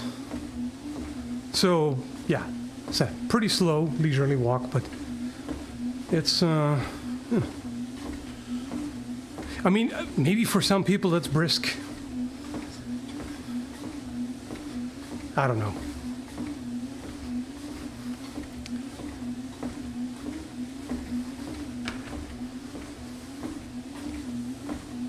Do you enjoy watching sports? I do not know.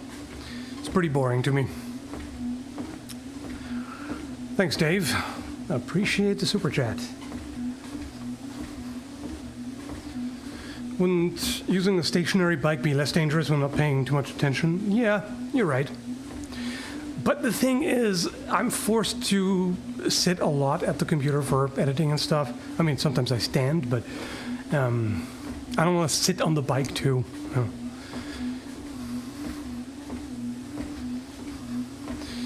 Gotta give that butt some rest.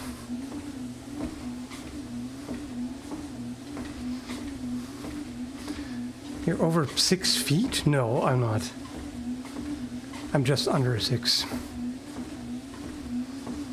Like 5'10" or something.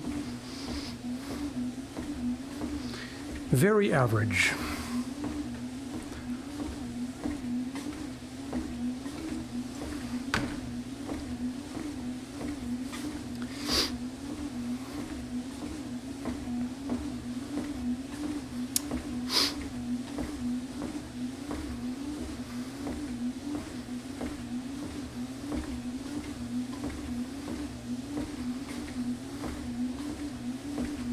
Your glutes definitely appreciate it, yeah.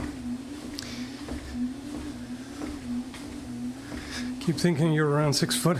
Oh, you've met me though in person. You should know. I'm not wearing high heels unlike a certain governor.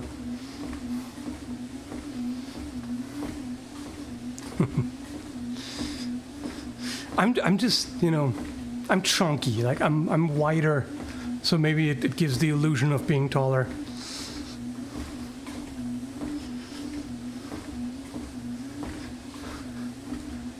Can we get a glute spread after the workout? Ha! Gay! That's okay, you do you. You fantasize about my glutes. I don't want to know about it, but you do your thing. Like, I can't stop you.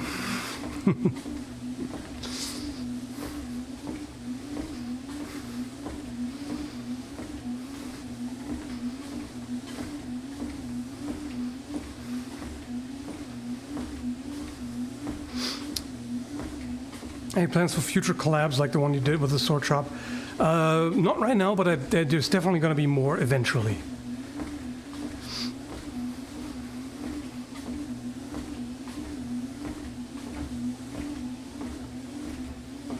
There's one thing I don't like about this treadmill. After being on it for quite a while, it starts to smell pretty strongly of plastic. hot plastic. So I'm probably just breathing in fumes right now, which is not healthy. In fact, let me just shut that sucker off. So I usually don't really stream longer than 1.5 hours, sometimes 2. But yeah, that's a bit nasty. And it's an actual concern because off-gassing plastics are definitely unhealthy.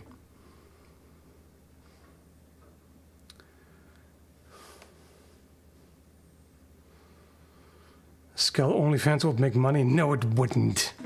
Come on, bro. I'm out of shape. Nobody wants to see that.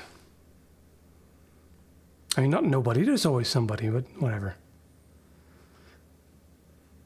It's also, I have a like 95% dude audience, so that doesn't check out.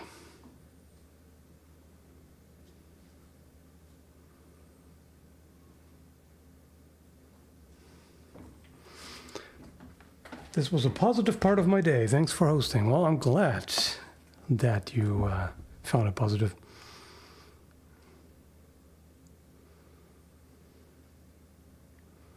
Sausage Fest, indeed. It's almost like weapons are predominantly male-coded in the mainstream culture. It's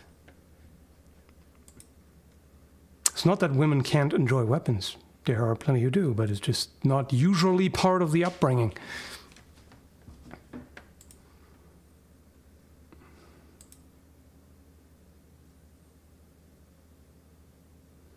Nice job on the nerdy sword videos. Those were fun. Glad you like them. I said there will be more. There will still be more. So much footage. Need another collab with Sword Sage. It's been a while. Yeah, I agree. Well, he needs to get his ass over to the East Coast. Tell him that. I mean, or I need to get over to the West Coast. It's just, I almost don't dare because I'm kind of worried about being overcome with homesickness if I go back there, because I do still miss it. I know, you know, yeah. I mean, I also know that travel is expensive, so that's why I don't do it as anywhere near as much as I'd like. But, yeah. Nerdy sword videos? You mean the whole channel? Yes, indeed. I've seen a buff lady who chops wood with a splitting sword. Yes, I've seen her too. She's awesome. And that sword is quite impressive. It looks heavy, but, you know, for splitting wood, that's what you want and need. And clearly, she doesn't mind.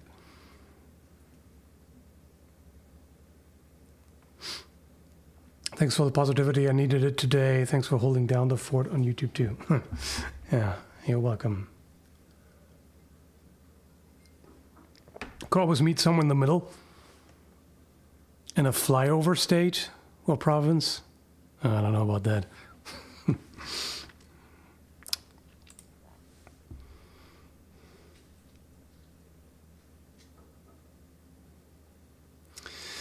You ever did some voice over or voice read some books? No. I don't actually like my voice, so I wouldn't see that much value in it, personally.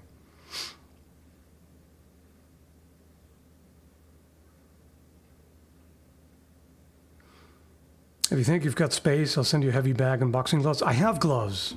That's not the problem. I have the space too. It's just the problem. I will need to get a stand because I don't trust the walls and ceilings here, really. And I mean, I could get one. There is, in fact, there is a local place that has a stand that looks pretty good. But the problem, of course, is shipping. Unless it's empty, that works.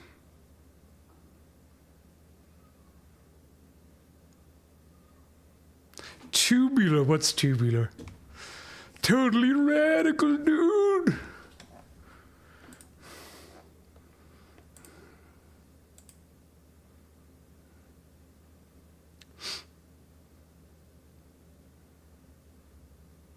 Have you thought of making a movie? No. I have not. Oh, sorry, Lucas. I overlooked that. Thank you, Super Chat. Appreciate it. I went to a con and saw a cosplayer with a giant surfboard-sized anime sword. It was easy to carry because it was made of the same material. Like surfboard material? Huh. That works. That's more than a paddle. That's the entire board. Damn.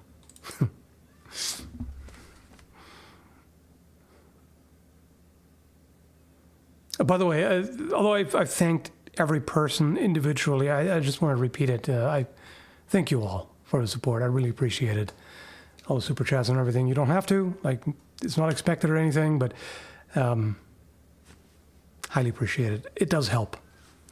YouTube is a little inconsistent, unreliable at times with the monetization, but yeah. I just appreciate, any support at all. I do not want to take it for granted. It's a big deal. It's a lot of people, because I've found out the hard way over the years that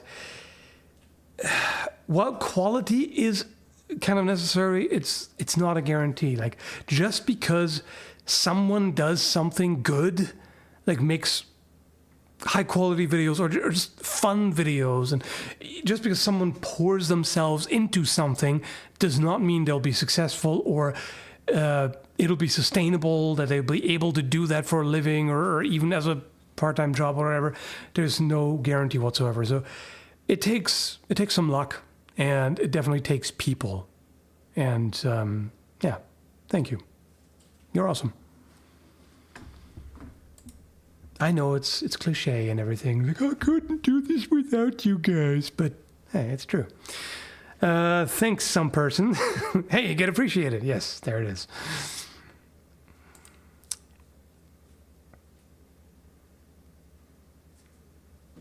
Yeah, don't want to turn it sappy or anything, but it's just how it is. And like we've started out, at the start of the stream, I talked about a study that shows that gratitude improves life expectancy, lowers risk of all-cause mortality.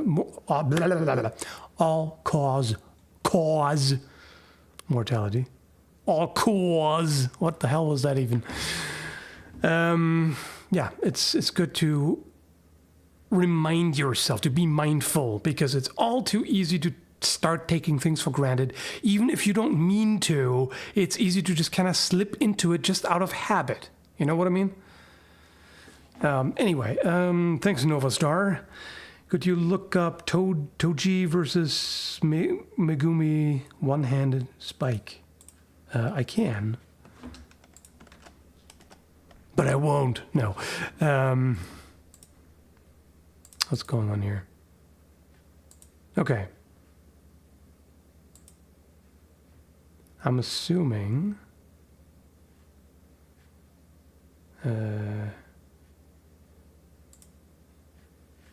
it's that.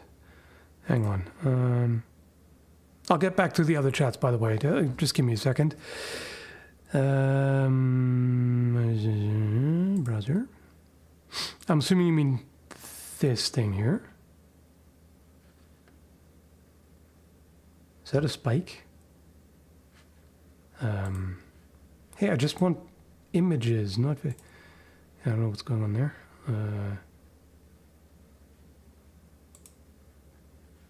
Looks like a shank. I'm not getting a whole lot of good pictures here. From what I'm seeing, it looks basically like a shank or like a hastily wrapped wakizashi blade, maybe? Can't think of too much to say about that.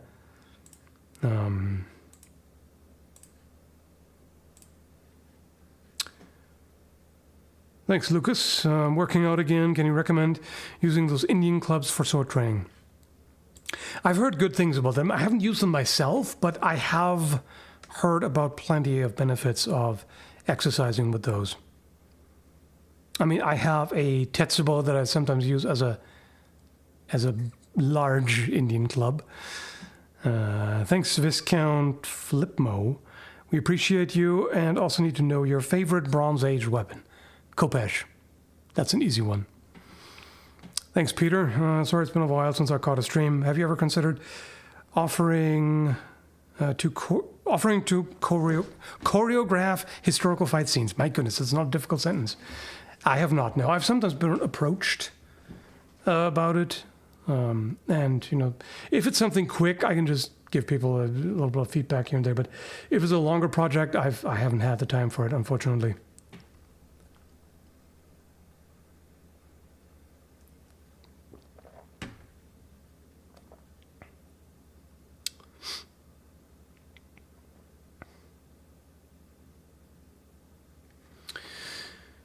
Nobody watches my channel. I know what that's about. I get pity views from relatives. That's it, yeah. Well, everybody go check out his channel. Everybody's in the chat right now. Oh, right. I totally forgot there's something else I wanted to mention. I put 2 links for fundraisers in the video description. Not my own. This is not about me. This is 2 people. One is Sword Sage, in fact, who just recently encountered some trouble.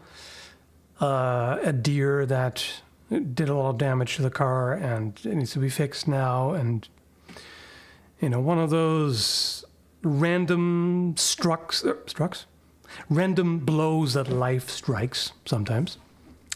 And another person who has been on YouTube for a very long time as well, Will Keith, you might have seen him.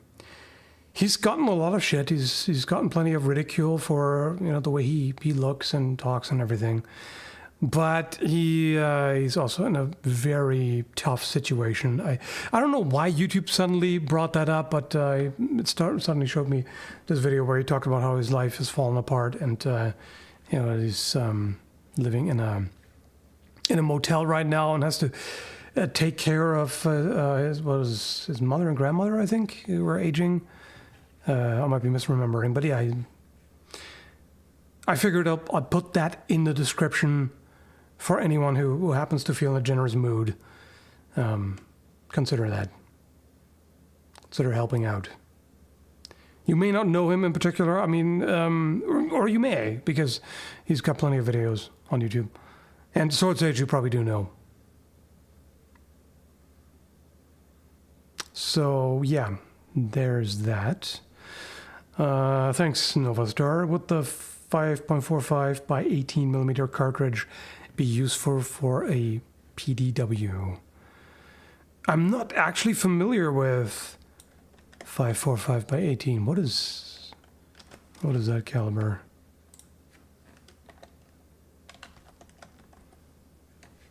Oh, right, the Soviet pistol cartridge. Oh, okay, like the Tokarev uses, right? Wait, no? It doesn't? No, never mind. What does the Tokarev use again? Am I misremembering? 7.62. Oh, yeah, right. The Tokarev is 7.62 by 25. Yeah, this is totally different. This is 5.45 by 18. It's not even close.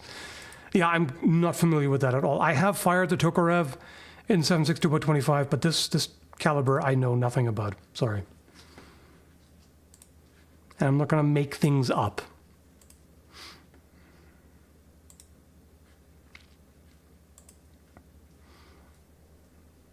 Hey, Metatron in the house. How are you doing?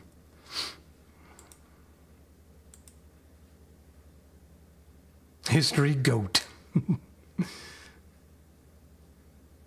Yeah, right. Ian Runkle was here too earlier.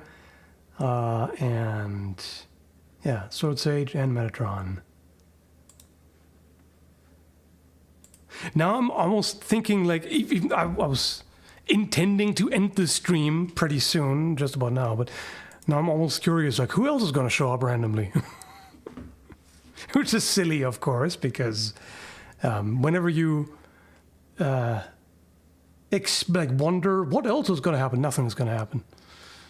It's just random chance. Anyway. Doing great, just editing. Yeah. Yep. Plenty of editing always. Don't I know that? Because we don't hire editors, do we? It would be smart, but...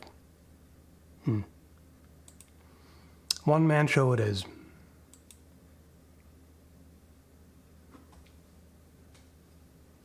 A few minutes, Mr. Beast is going to show up? Sure.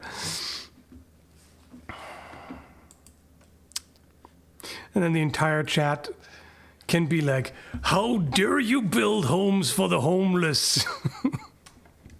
Right?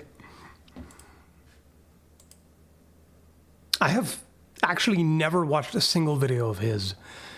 I remember one time, this is quite a few years ago by now, but one time YouTube played an ad with Mr. Beast where, like, immediately he starts shouting at the camera, like, I want you to, blah, blah, blah, you know, just get everybody you know to do this thing. I'm like, I was just immediately put off. I was like, shut up, you obnoxious twat.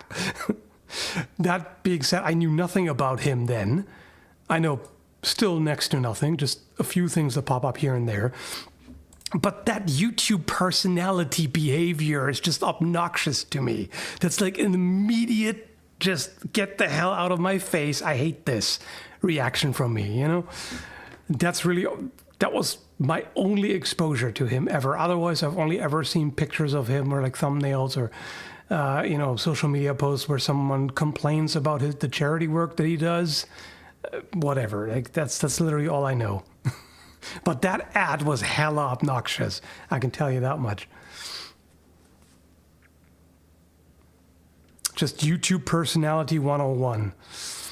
Thanks, Novastar. The PSM pistol is 17 millimeters wide. Is that the thinnest? I have no idea. I know nothing about this pistol. Sorry. I have no clue.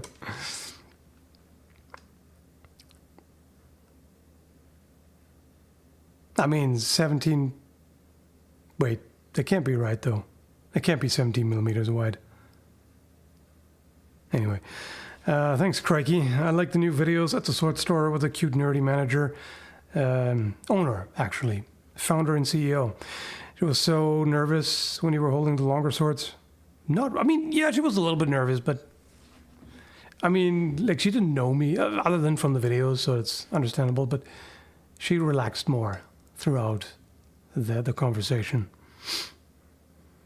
So funny, the video I'm editing is about Mr. Beast? Okay, then. I mean, the guy's everywhere, right? It's like the face of YouTube. I think he popularized the soy face thumbnail. I'll never forgive that. I have no idea. I mean, could be. It's definitely not my speed. But as I said, I know nothing about him as a person, so... And clearly he does a lot of charity work, so that's respectable. That's all I know.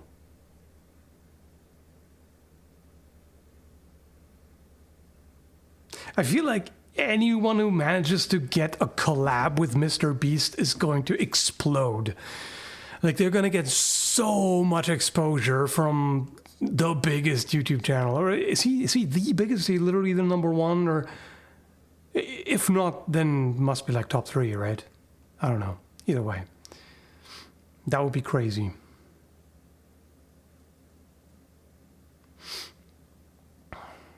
YouTube ads really jump scared us with the most unhinged shouting / loud noise about crap things. Yeah, I know. Unfortunately. Yeah, so how did you like the recent video? I mean, some people have already talked about it, but like other opinions, is there anything I could have done better about it? Is there something that you didn't like, or like any kind of suggestions, feedback, etc.? Feel free.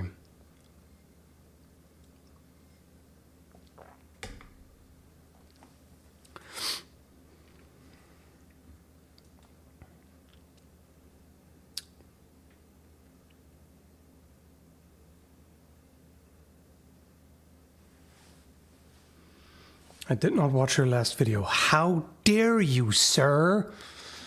Homework. Watch it right now. No, I'm kidding. I think it's great. It's easy to shit on stupid fantasy weapons, but actually handling them should give some new perspectives, I imagine. Yeah, with the pitfall that sometimes the reproduction is just not very accurate, that can lead to, inaccurate conclusions. But it's still fun either way. A lot of those, I would love to have a fully functional, well-made reproduction to do test cutting with and stuff. That would be pretty cool. Is your hair really colored like that, or did you dye the bottom half blonde? Somebody asked about that on the last stream too. I wonder if it's the lighting, but then again, it can't be right because last time was artificial light and now it's daylight coming through the window. No, it is just like that. It's simply because more light is hitting this part here. Like if I was evenly lit, it would all look like this, It's red blonde, basically.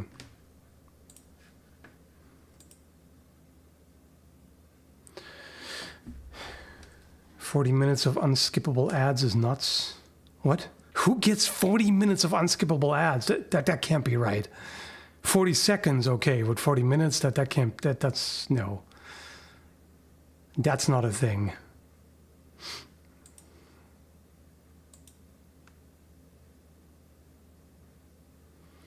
The videos at the sword store are great. I want to see the owner use her kung fu weapons. Yeah, we didn't get to that.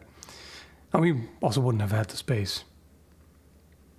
I got a 30-minute ad once. Yeah, but skippable. That can't be unskippable. I've literally never had an unskippable ad longer than 15 seconds. Ever. And usually the unskippable ones, well, yeah, they're usually between 5 and 15 seconds.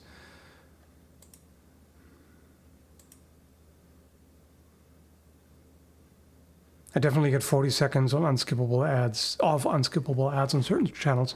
That sucks. Hopefully not on mine. I mean, I don't even have any options for that. I can't even change the length, so no idea how that works. 40-second unskippable would be crazy. That'd be brutal. I mean, yeah, it could have been glitch. That's true. Sometimes they do weird things. Sometimes they load for a long time, but then nothing actually happens. And it's just kind of stuck, and then the skip ad button appears with a static screen, not screenshot, but static picture. Sometimes, I don't know why that is. Yeah. Nobody likes ads, obviously. There's also, lately, like this year, I've had hardly any sponsored stuff. And the reason is this stuff that I keep getting, I'm just like, get the hell out of here. Spam folder. It's just so much garbage, there's so much shady stuff. It's like online casino this and an exploitative pay to win mobile game that and random shit cheapo stores from Asia that operate on child labor and all this crap. There was one funny one, by the way, like a week ago or so. I literally had a promotion offer for a waifu pillow store. I almost responded like with something snarky, but I just sent it to the spam folder as whatever. That was just hilarious. It's like, really? You really think this is the right place for that? Come on. I mean, you can tell they just mass spam offers and whatever. But yeah, so I have done very little in that way because I just don't have the time to, like spend hours upon hours chasing after potential sponsors, looking up, okay, this is interesting, this fits with the channel, and okay, this, and because like 95% of the time you're gonna get either a negative reply or most likely none. Yeah, yeah. And the offers that I do get are largely garbage. The one that I like to keep coming back to is Thorum, because that's really good stuff. I mean, I wear those rings myself. This is really good quality. And the guy's also just a pleasure to work with. So those are always great. But other than that, lately there's been a lot of stuff that I just did not want to inflict upon you.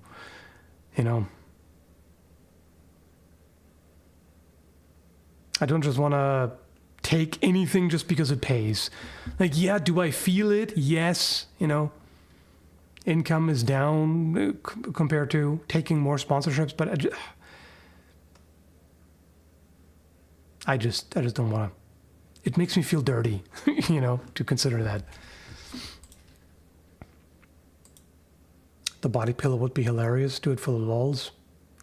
I mean, maybe I could do something like cutting one up with a sword or something, but The thing is, even if you make a joke out of it, they still expect you to make some sales, and I mean, at least, as silly as waifu pillows are, at least they're not harmful. If you promote online casinos or whatever, or exploitative stuff, that's worse. Or like some pump and dump shit coin or whatever.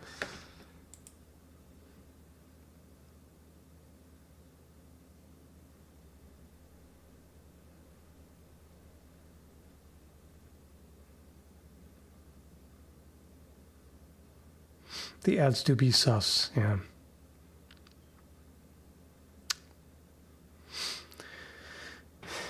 Body pillows, but with historical fencing masters. That's actually a funny idea. Yeah.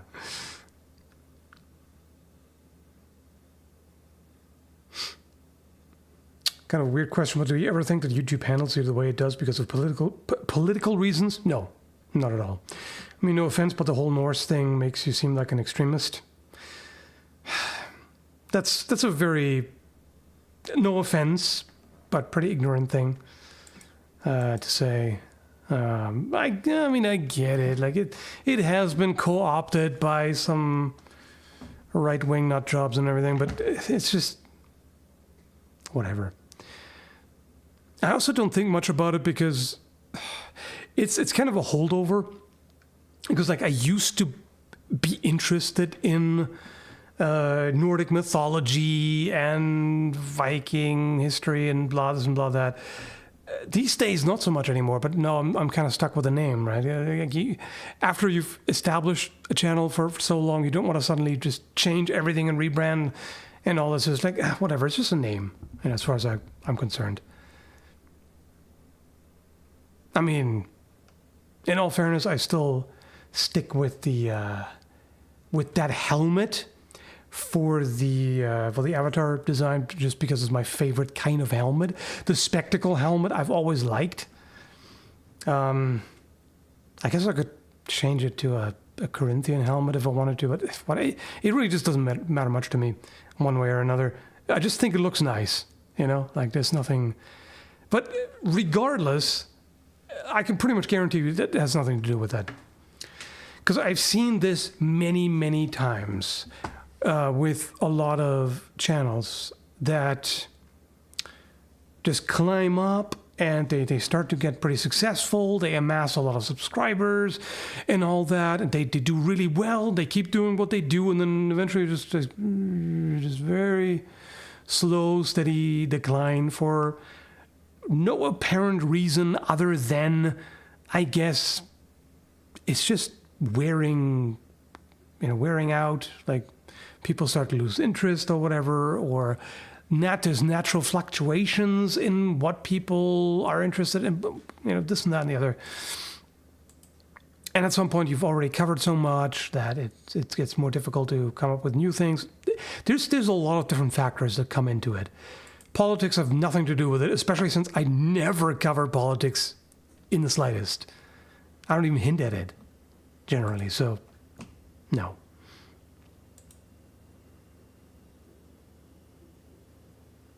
I hope that it explains it.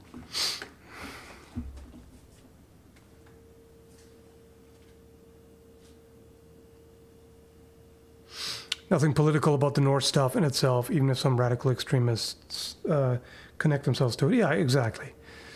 Mussolini tried that with Rome. Just liking Rome doesn't make you a fascist. Yeah. It's like, yeah, there are definitely people like that. So I can understand the associations, but you can't generalize like that.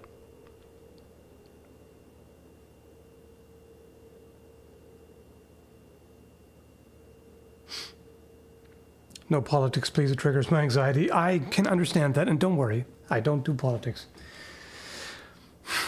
Sometimes I comment on some things here and there in like private streams. You know, sometimes I do like member and patron exclusive streams, and sometimes the topic comes up organically, and then I might say a few things, but generally I keep that out of what I do in public. You know, part of the whole thing, like what I said earlier about positivity, about, being constantly bombarded with negativity and all this crap that makes you depressed and makes you not have any faith in the world and society and all that. I don't want that here.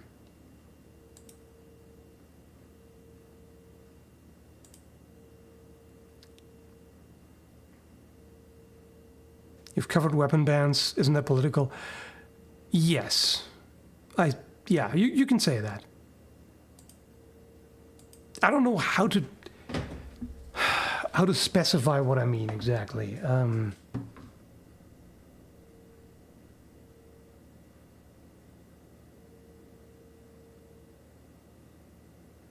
Tribalistic politics, I want to say.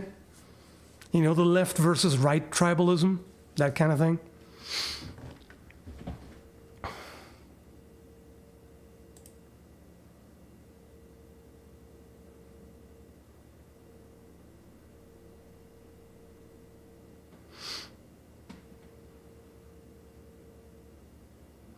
I'm just glad to see you're still doing YouTube. I'm really grateful to you for getting me into HEMA, and while I'm not so much into your non-HEMA content, I'll still swing by from time to time. I appreciate that, yeah. And glad that it inspired you to get into it.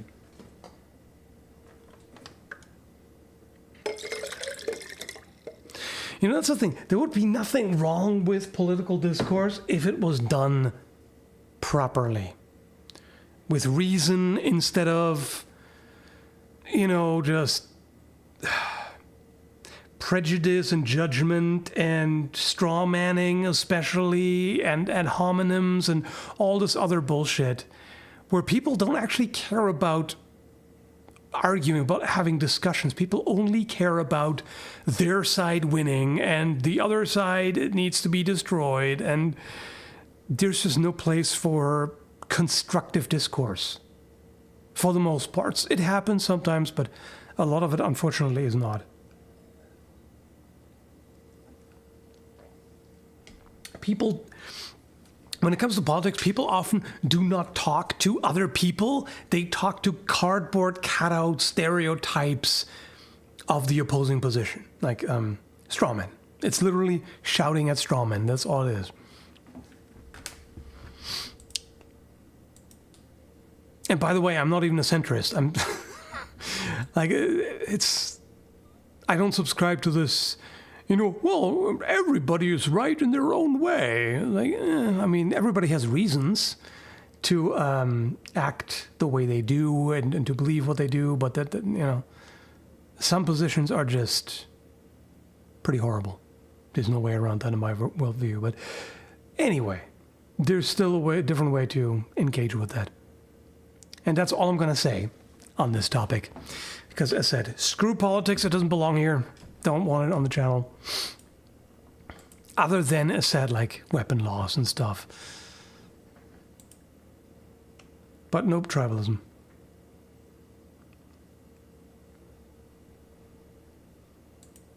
Yeah, no owning and triggering the whatever, you know, the libtards or the conservatards or whatever the hell it is.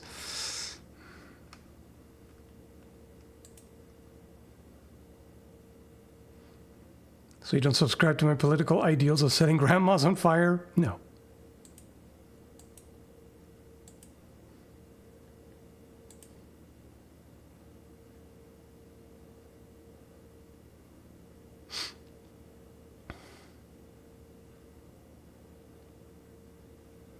Is it true a guy with a sack of pommels can best any swordsman?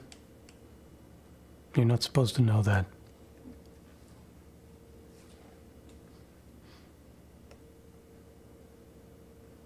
You forgot a super chat? I did? Oh, I'm sorry. Yes, I did. Sorry, and thank you, Mubarak. Can we see more talk about Arab medieval weaponry? I mean, I have reviewed the Shamshir just recently. Other than that, if you have sources to suggest, I'm open for it.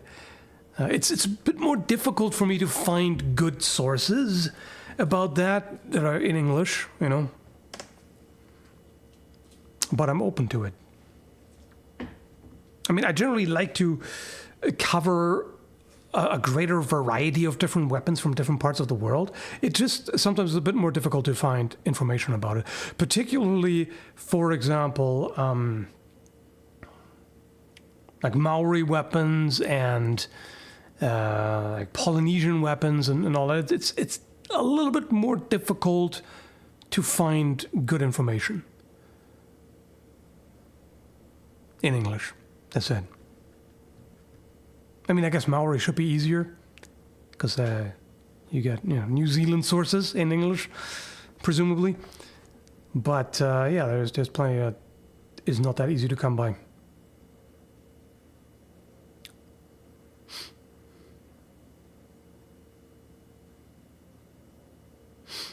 I'm a big Metatron fan, but it gets deeper and deeper into the cultural wars, and I find that topic uninteresting.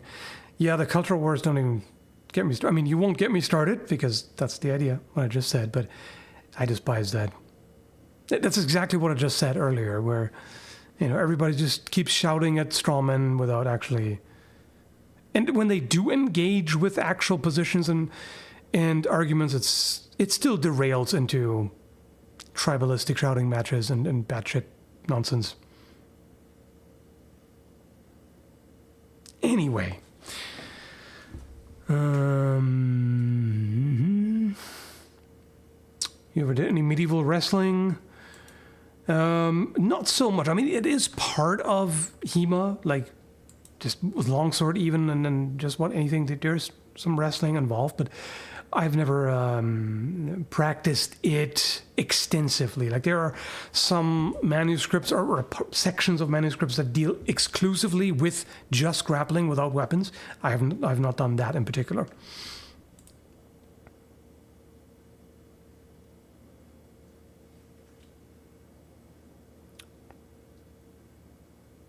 Yeah, there's plenty of wrestling in dagger fighting. That's true.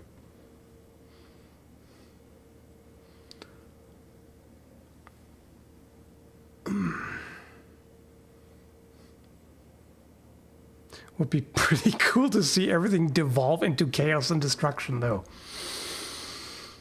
Some men just want to watch the world burn. Yeah.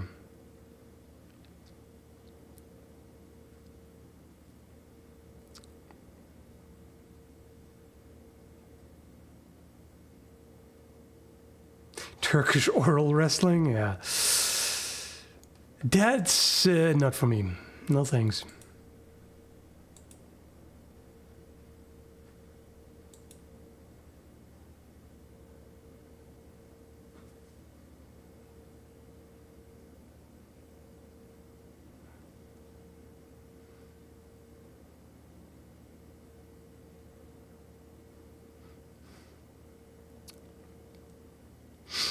How'd you get the circle shades from the thumbnail?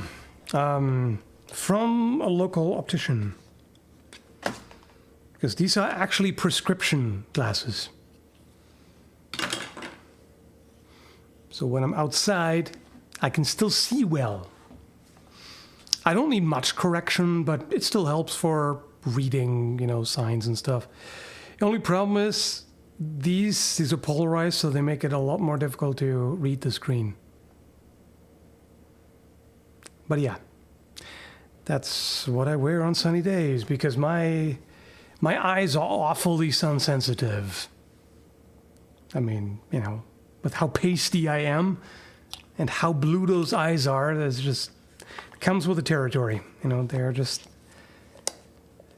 about, well, if not more sensitive to the sunlight than my skin,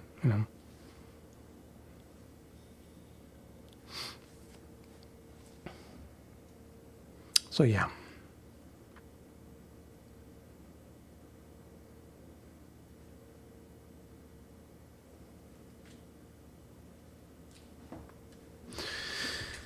Thanks, Crikey. Great videos. Tell the store owner I said hi. Alrighty. Glad you like them. Do you have a top hat to go with those glasses? I do.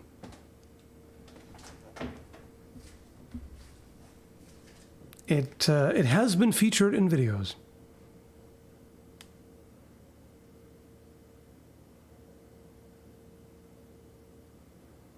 My eyes can't even handle an overcast day. I'm the same. Sometimes on an overcast day, I still squint because there's plenty of ambient light. Yeah. It's funny.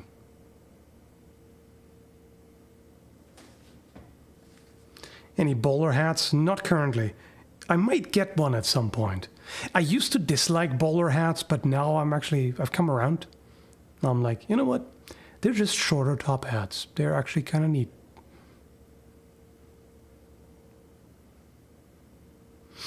You ever had any trouble seeing through a fencing mask, or is that not an issue for you? Not usually. Fortunately, I don't need the glasses. Like, I don't need to wear them when fencing. I can just take them off because it's really just for reading text and whatnot. Although I had one day where it was kind of weird. One day we're sparring outside. There was I hadn't been able to do any sparring in a few weeks or so, or a couple of months or whatever, due to an injury. And we were sparring outside. And I was like, what the hell? Why do I see the mesh so acutely? Like, I actually had a bit of trouble seeing through it and focusing on what was happening and seeing how the opponent was moving. But only at first. It just took me like 15 minutes or so. And then I got accustomed to it. So, yeah.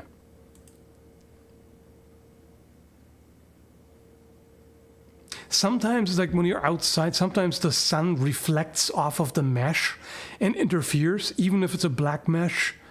I'm assuming it's even worse when it's just bare steel.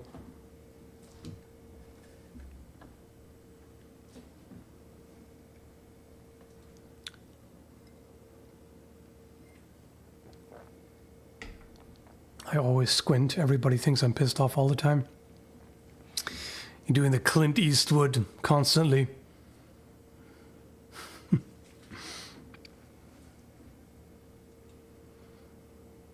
Yeah. I'm pretty often squinty. Today, it's not a very bright day. It's overcast and kind of dark. You wouldn't even be able to tell it's summer right now. Which is how I like it. I do not need hot, humid days. No thanks.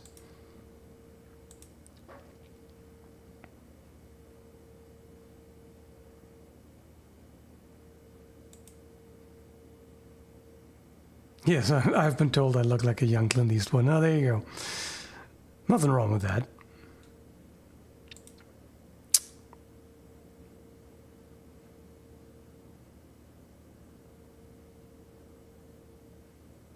Still hot though in Ontario, at least. Yeah, I know.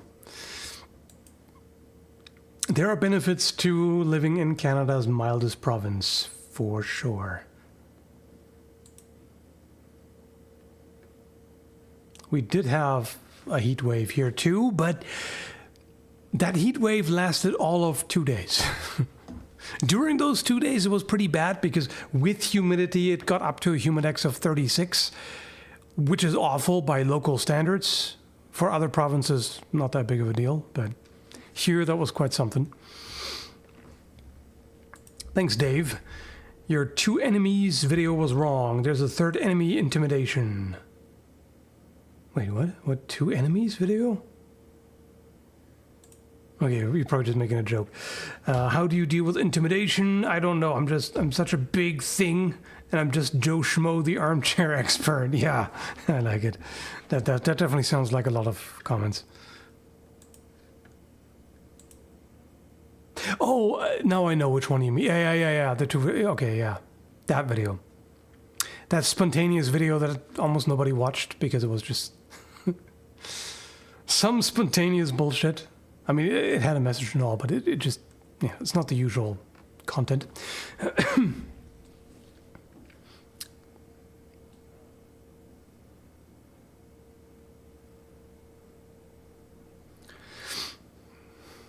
Alberta heating up right now. Yeah, I know. Alberta with its plus 40 in summer and minus 40 in winter. Oof. That is not a place for me.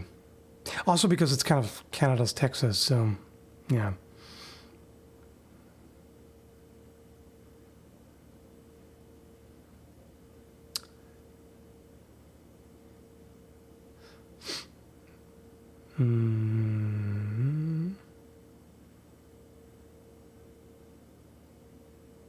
That part sucks. Yeah, I imagine.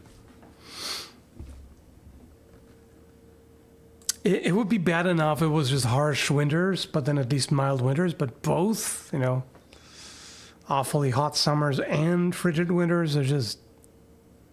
Why? Continental climate, that's why.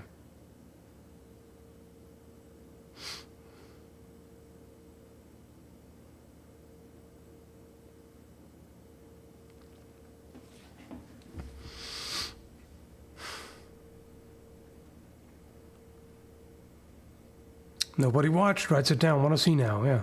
Feel free. Is it really called that? Let me see.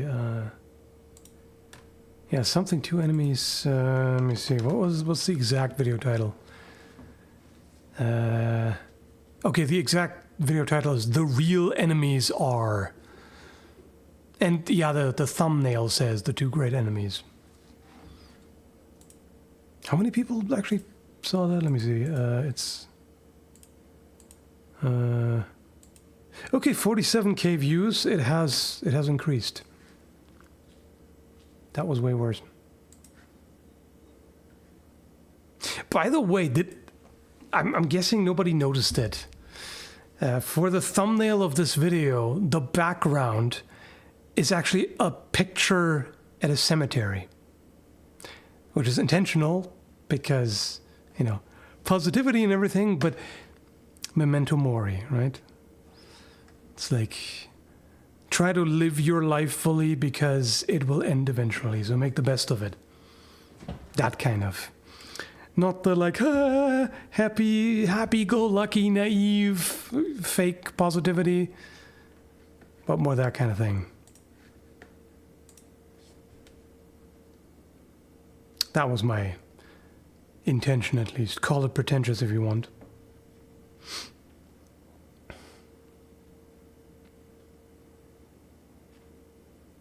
Having the balance here? Yeah. Thought it was a Pokemon background? No. A cemetery, is that a Pokemon thing? Yeah.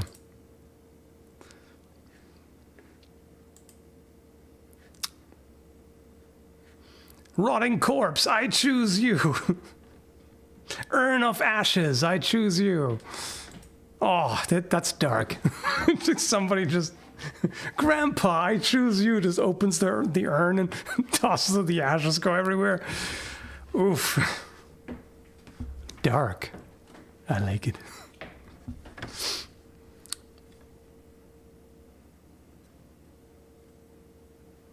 found over positivity kind of exhausting. Yeah, there's a reason why it's called toxic positivity. It's not actually positive.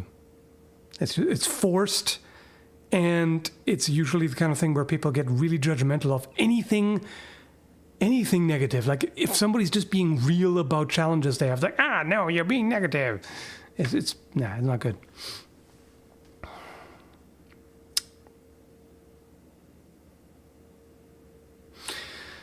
Thanks, Mirochi. Any plans doing steampunk videos in the near future? I missed those videos. I don't have any plans for them right now. I mean, I actually have a video that I tried to make a couple of months ago, in fact, where I started scripting it, and then I just didn't like what I came up with, you know? Like, I was like, no, that joke is not good enough, and whatever. It's like, I tried, but it didn't turn out quite the way I wanted. And then I was spending too much time on it, so then I had to get to, other things that are more bread and butter, so to speak.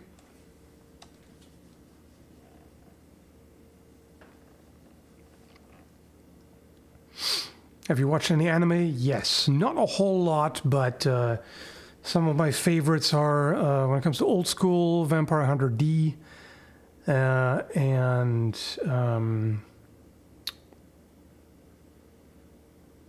more recent stuff, I like One Punch Man and, what was it? Dr. Stone. I've watched others too. Nothing too much that comes to mind right now.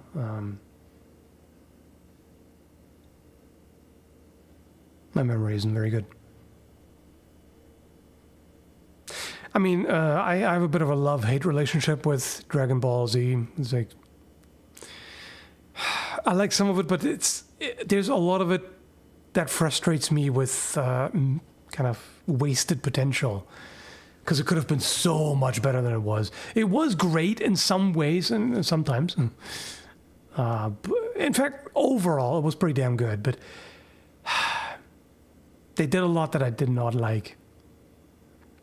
Like dragging it out way too long. Where like a single confrontation is like fucking 10 episodes. You know, 2 of them are just constant screaming and then, like, every character was trashed, where it's like, only Goku matters, and maybe Gohan, and everybody else is irrelevant. There's a lot of frustration in that. But I also like plenty of it. When I was younger, at least. I don't know how I would feel about it now.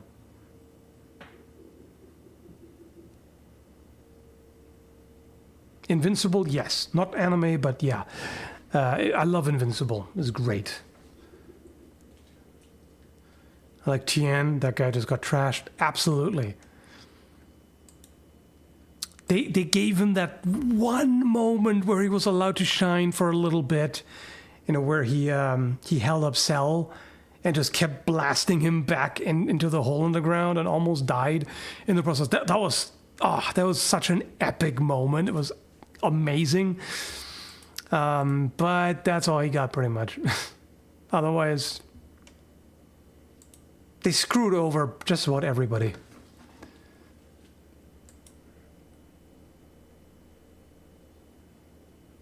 Piccolo was also done dirty. I mean, Vegeta was done dirty for the longest time.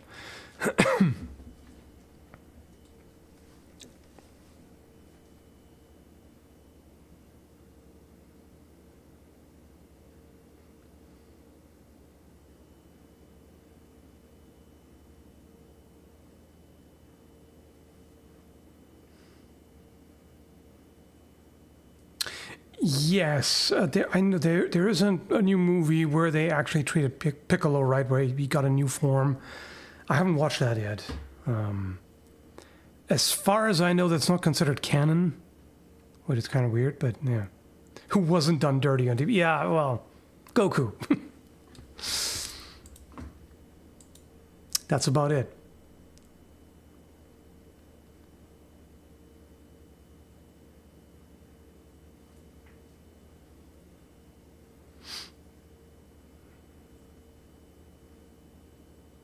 Anyway, I've been streaming for way longer than I intended, an hour longer. So it's been fun, but I also got to get some more editing done. And I hope you had fun. I did. It was good. It was a good talk. And we should do that again sometime. So enjoy your weekend. Thanks for sticking around. Thanks for the super chats and all. And I'll see you later.